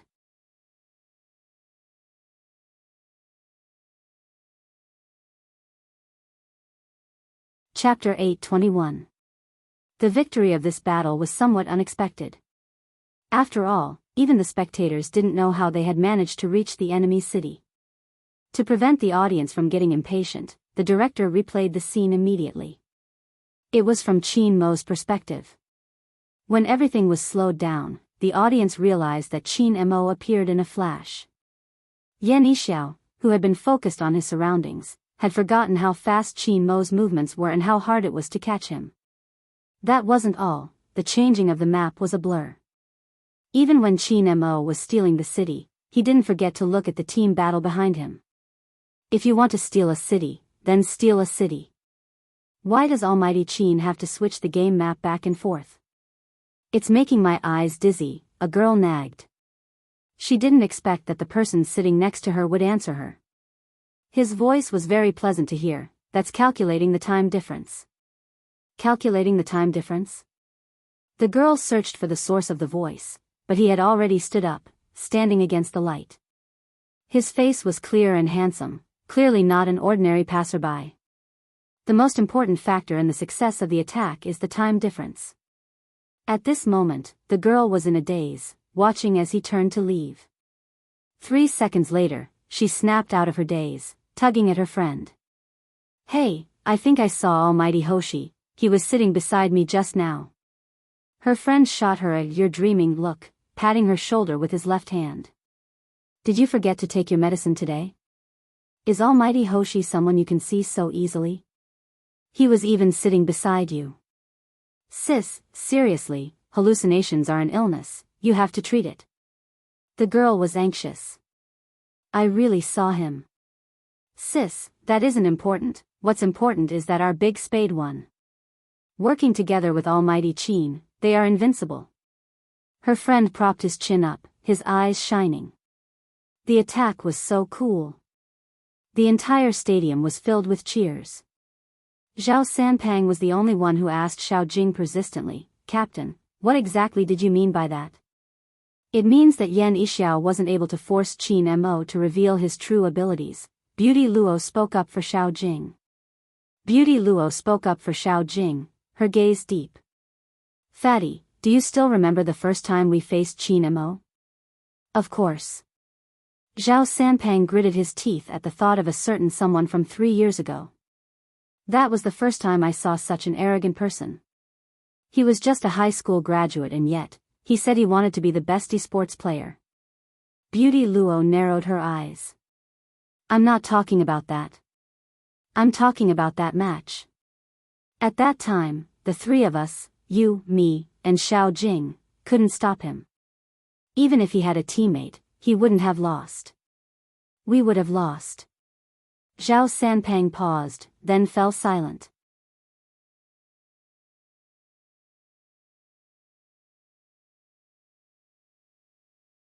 Chapter 822. Zhao Sanpang was silent for a few seconds after hearing Beauty Luo's words. Xiao Jing glanced over, his voice calm. "Even if Qin Mo didn't use the 3000 knife cutting, it doesn't mean Yan Yixiao didn't force him to use his true abilities. There is another possibility." With this, he paused, glancing up.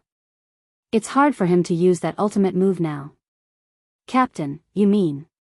Beauty Luo's eyes widened. "But didn't Qin Mo go to America? Aren't the best medical specialists there?" Xiao Jing remained silent. Glancing over, the entire arena was still bustling with activity. Qin Mo, who was standing in the middle, was still as tall as ever. Perhaps, other than his opponent, no one else could see any flaws in his disguise. But that was just a possibility. After removing her earpiece, Bojiu glanced over, her gaze landing on his smooth wrist.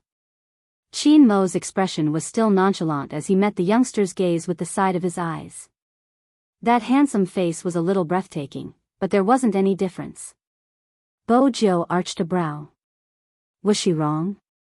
Qin Mo didn't give her time to think, reaching out and pulling her forward. He lowered his voice. "Wait for me in the car, there are some things we need to discuss." The commotion continued, but the person was extremely close. He was so close that even though there were many people around, Bojiu couldn't bear to part with him because of his melodious voice. She really wanted to ask the Almighty how he would react if she knocked him unconscious and brought him away. He would probably give her a look when he woke up, allowing her to understand. But that was just a thought. Bojiu knew it wouldn't be easy to bring the Almighty away. If it was after the National League, she might have thought of using a devious method, but that would have to be when the Almighty wasn't looking. But now, something had to be done in advance. 5 minutes. Bojiu's gaze landed on the countdown timer. Then she shifted her gaze back. Almost instantly, a route formed in her mind. The competition venue was a modernized commercial plaza. In this commercial plaza, the outer perimeter of the semicircular fan blades was built into an esports arena. The main building was made of completely transparent dark-colored glass. On the first floor, there was a crowded coffee shop. Extending inwards, high-end cosmetics and all kinds of light luxury products were on this floor. The second to fourth floors were filled with trendy clothing. On the fifth floor, there were a few dessert shops and a cinema. The route in Bojio's mind led to the fifth floor of the commercial Soho building. You seem to be paying extra attention to the time today. Chin Mo glanced at the youngster with a deep gaze. Bojio knew the Almighty wasn't easy to deal with. A psychologist would be able to notice any changes. Hence, it was better to admit it than to avoid it.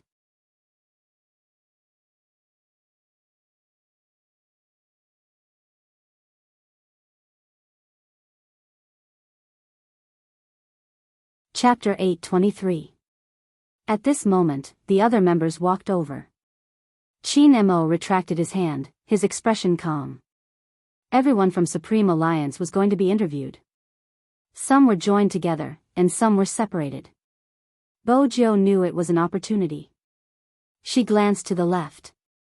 While the Almighty was busy with his exclusive interview and the crowd was in chaos, she retreated while pulling the zipper down. She glanced at the interview and placed the eye-catching jacket on the chair Lin Feng had been sitting on. She casually reached for the cameraman's hooded uniform that was still adjusting the camera. With a twist of her wrist, the uniform landed on her shoulders. She lowered her head and extended her sleeves, pressing down on the brim of the cap with one hand before heading towards the backstage. At this moment, everyone's attention was focused on the interview. None of them noticed her actions. After all, it was as if she had done those actions countless times. The Real Z could use anything at hand as a disguise. This was also the reason why it was so difficult for the police to catch her in the Fifth Avenue. The most difficult part was how to escape from the crowd. After all, Bojio's silver hair was too eye-catching. Even with the uniform as a cover, there was no guarantee that she wouldn't be recognized. Hence, it was a risky move. Bojio tried her best to relax. She hadn't done such things for a long time, but her disguise skills hadn't deteriorated. While she blended in, she lowered her face and reached for her phone with her left hand. She tilted her head in a practiced manner. Where is the thing I want? The moment Bojio made her move, Hoshino stood at the spot with the best view. He had a Bluetooth earpiece in his left ear, his features as clear as a painting. Walk another 100 meters and there will be an air vent on your left.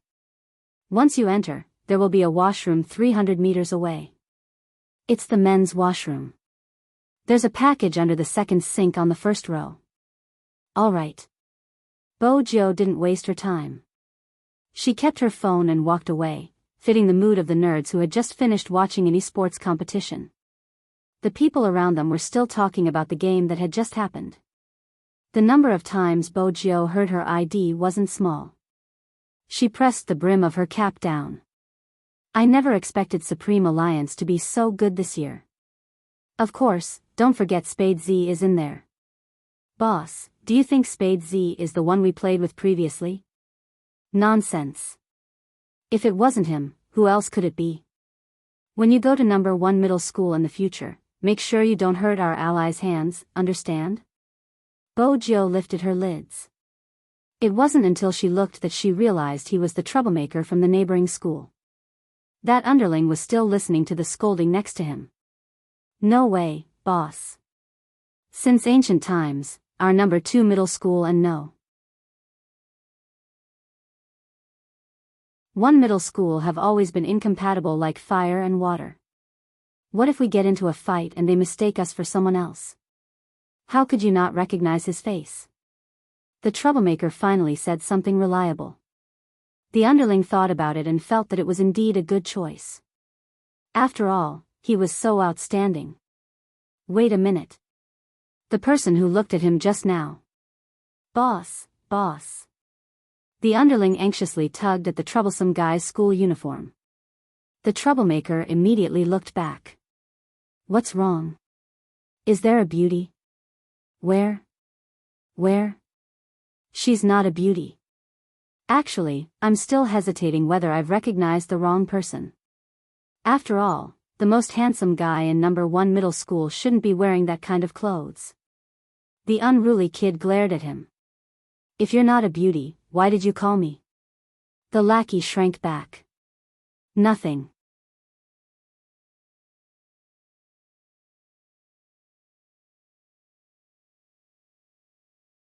Chapter 8:24.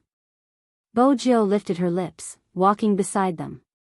After less than 7 seconds, she followed the path Hoshino had given her, heading towards the air vent at the side.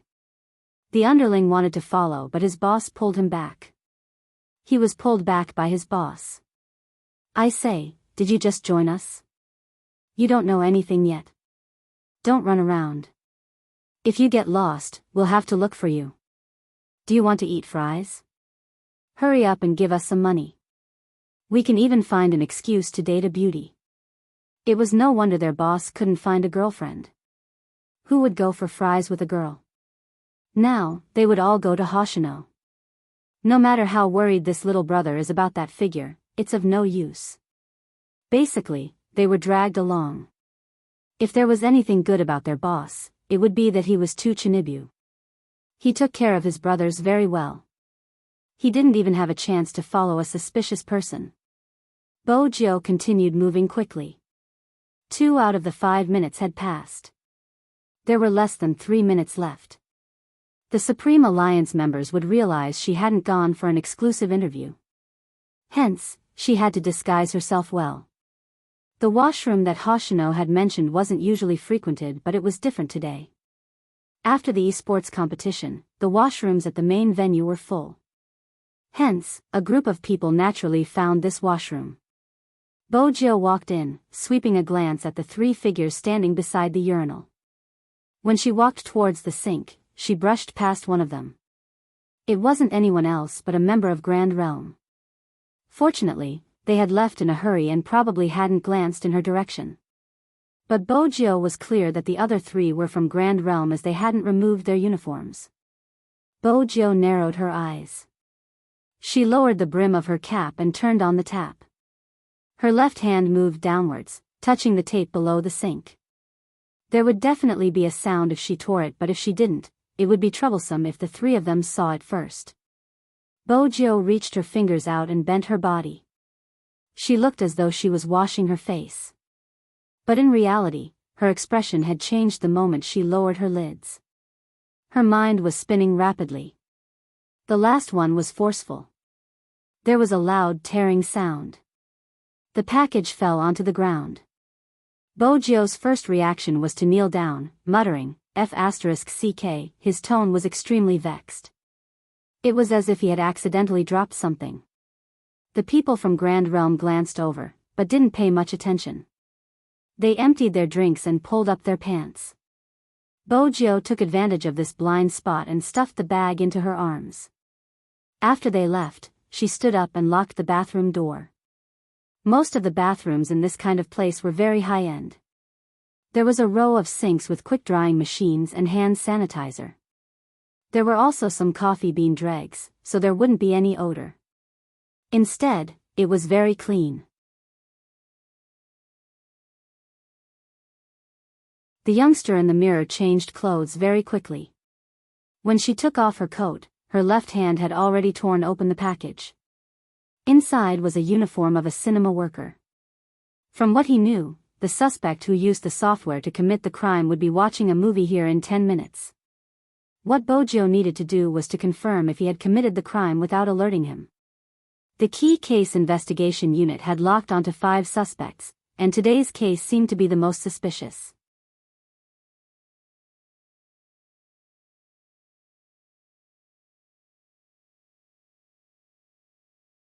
Chapter 8:25. Bojo lifted her lids and looked at herself in the mirror. She couldn't take too long to disguise herself. This was the washroom after all. Even if she had hung the cleaning sign on the doorknob when she came in, it was inevitable that someone would knock on the door anxiously. Hence, she had to be quick. Coupled with that head of silver hair and that face, it was too recognizable. She had to change. This time, Bojo didn't choose to wear a wig. Instead, she asked Hoshino to roll a hairspray into her uniform so that it would be easier for her to retreat. After all, she would have to jump and climb walls during the process. Bojo narrowed her eyes and leaned over. She brushed her hair with her left hand and raised the hairspray with her right. The dazzling silver was slowly dyed into a pure black. It was like the reflection of the youngster's eyes in the mirror, deep as jade. At this moment, in the interview venue, no one wanted to move the microphone closer to Chinamo. There were more than 5 media outlets there. Everyone knew what Chinmo's appearance meant. Ratings, reports, headlines. Be it esports or finance. But it was too difficult to get Chinmo to say anything. Even though he didn't show any impatience, he wasn't very enthusiastic either. After all, his family background was there and etiquette was the most important. Hence, just by standing there, he was like a cool breeze and a bright moon. It was a little cold, but it was enough to suppress the crowd. Moreover, Chinmo was wearing his uniform. It was worth it to be able to get 1 or 2 photos. Even though Chinmo replied with a MMH to every single one of their questions, Chinmo didn't seem to care. The media admitted their defeat. After all, young Master Chin rarely appeared in front of the public. It wasn't bad to be able to do this. There were some questions that they didn't dare to ask. But there were newbies among them who didn't know if they dared to ask or not. They asked directly, "Young Master Chin, after the variety show aired, many people became fans of you and your teammates. What do you think about you and Spadesy becoming the most popular esports couple online?" This question came out. All the media went silent. Which family was this bold enough to ask the question that all of them wanted to ask? But those who stayed in Jiang City for a long time knew that young Master Chin didn't like to answer such questions. As expected. The man holding the microphone frowned. The reporters subconsciously retracted their hands. The deep voice rang out with a hint of indifference. "The eyes of the masses are very sharp." When the rest of the team members heard this, they all looked at the ceiling. The captain's answer was basically confirming this matter. The reporters present were all smart people. How could they not understand the meaning behind those words? However, the key point was that this was truly unexpected. The newcomer wanted to ask more questions. Chinmo glanced up at the bodyguard beside him. This action signified the end of the solo session. No one dared to step forward. After all, Chinmo had answered all 5 questions. In a sense, it was time for the interview to end. But it was not enough. Every media outlet wanted to know more about Chinmo. Lin Feng couldn't help but shake his head. These people were really too stupid. If all the questions were about Little Spade, their captain would definitely be willing to answer. "Where is that guy?" Chinmo suddenly stopped in his tracks.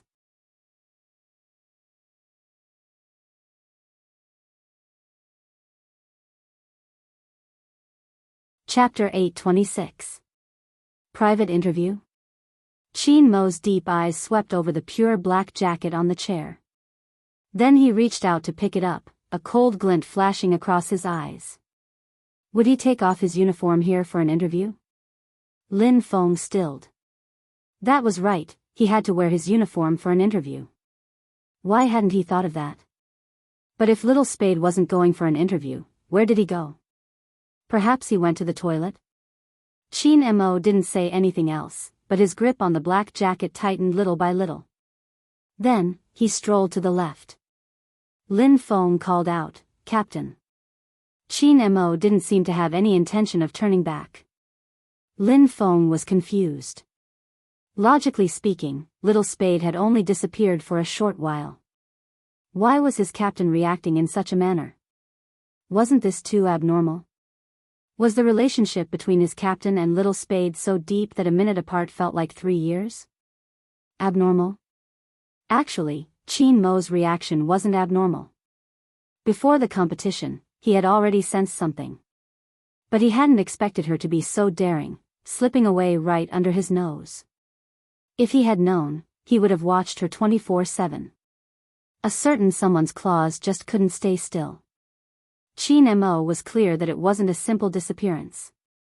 If she had really left for a short while, it wouldn't have been like this. What exactly was she up to? Chin Mo clenched his fists when he didn't see the familiar figure.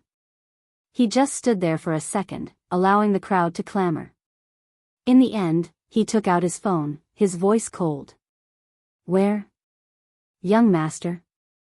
The Special Forces soldier, who was hesitating over the cotton candy, gave up on the thought of queuing with the kids after receiving the call. With his height, the little cuties around him had already treated him as a weird uncle. He left the commercial square regretfully, reporting seriously, outside the esports arena, in the middle of the crowd. Chin Mo glanced up, his breathing heavy. Send me the blueprint of the entire commercial square, including the hole in the ceiling. Yes. The Special Forces soldier replied immediately. Young master, are you trying to catch the suspect? Chin Mo paused. Suspect? Young master, have you forgotten that the crime squad is nearby? The soldier was holding an ice cream cone in his hand, and it was hard to tell who he was. I saw a few plain clothes. Chin Mo's eyes dimmed. I didn't forget. Send me the exact location of the suspect. Tell everyone to bring forward the operation. All right. The Special Forces would keep a record of the itinerary. Young Master's original intention was to wait until after the competition and the movie ended before dealing with this matter. In order to avoid alerting the enemy, the magician would approach the suspect first before doing anything else. Now, the operation had actually been brought forward. This really wasn't the young master's style. Could it be that something happened?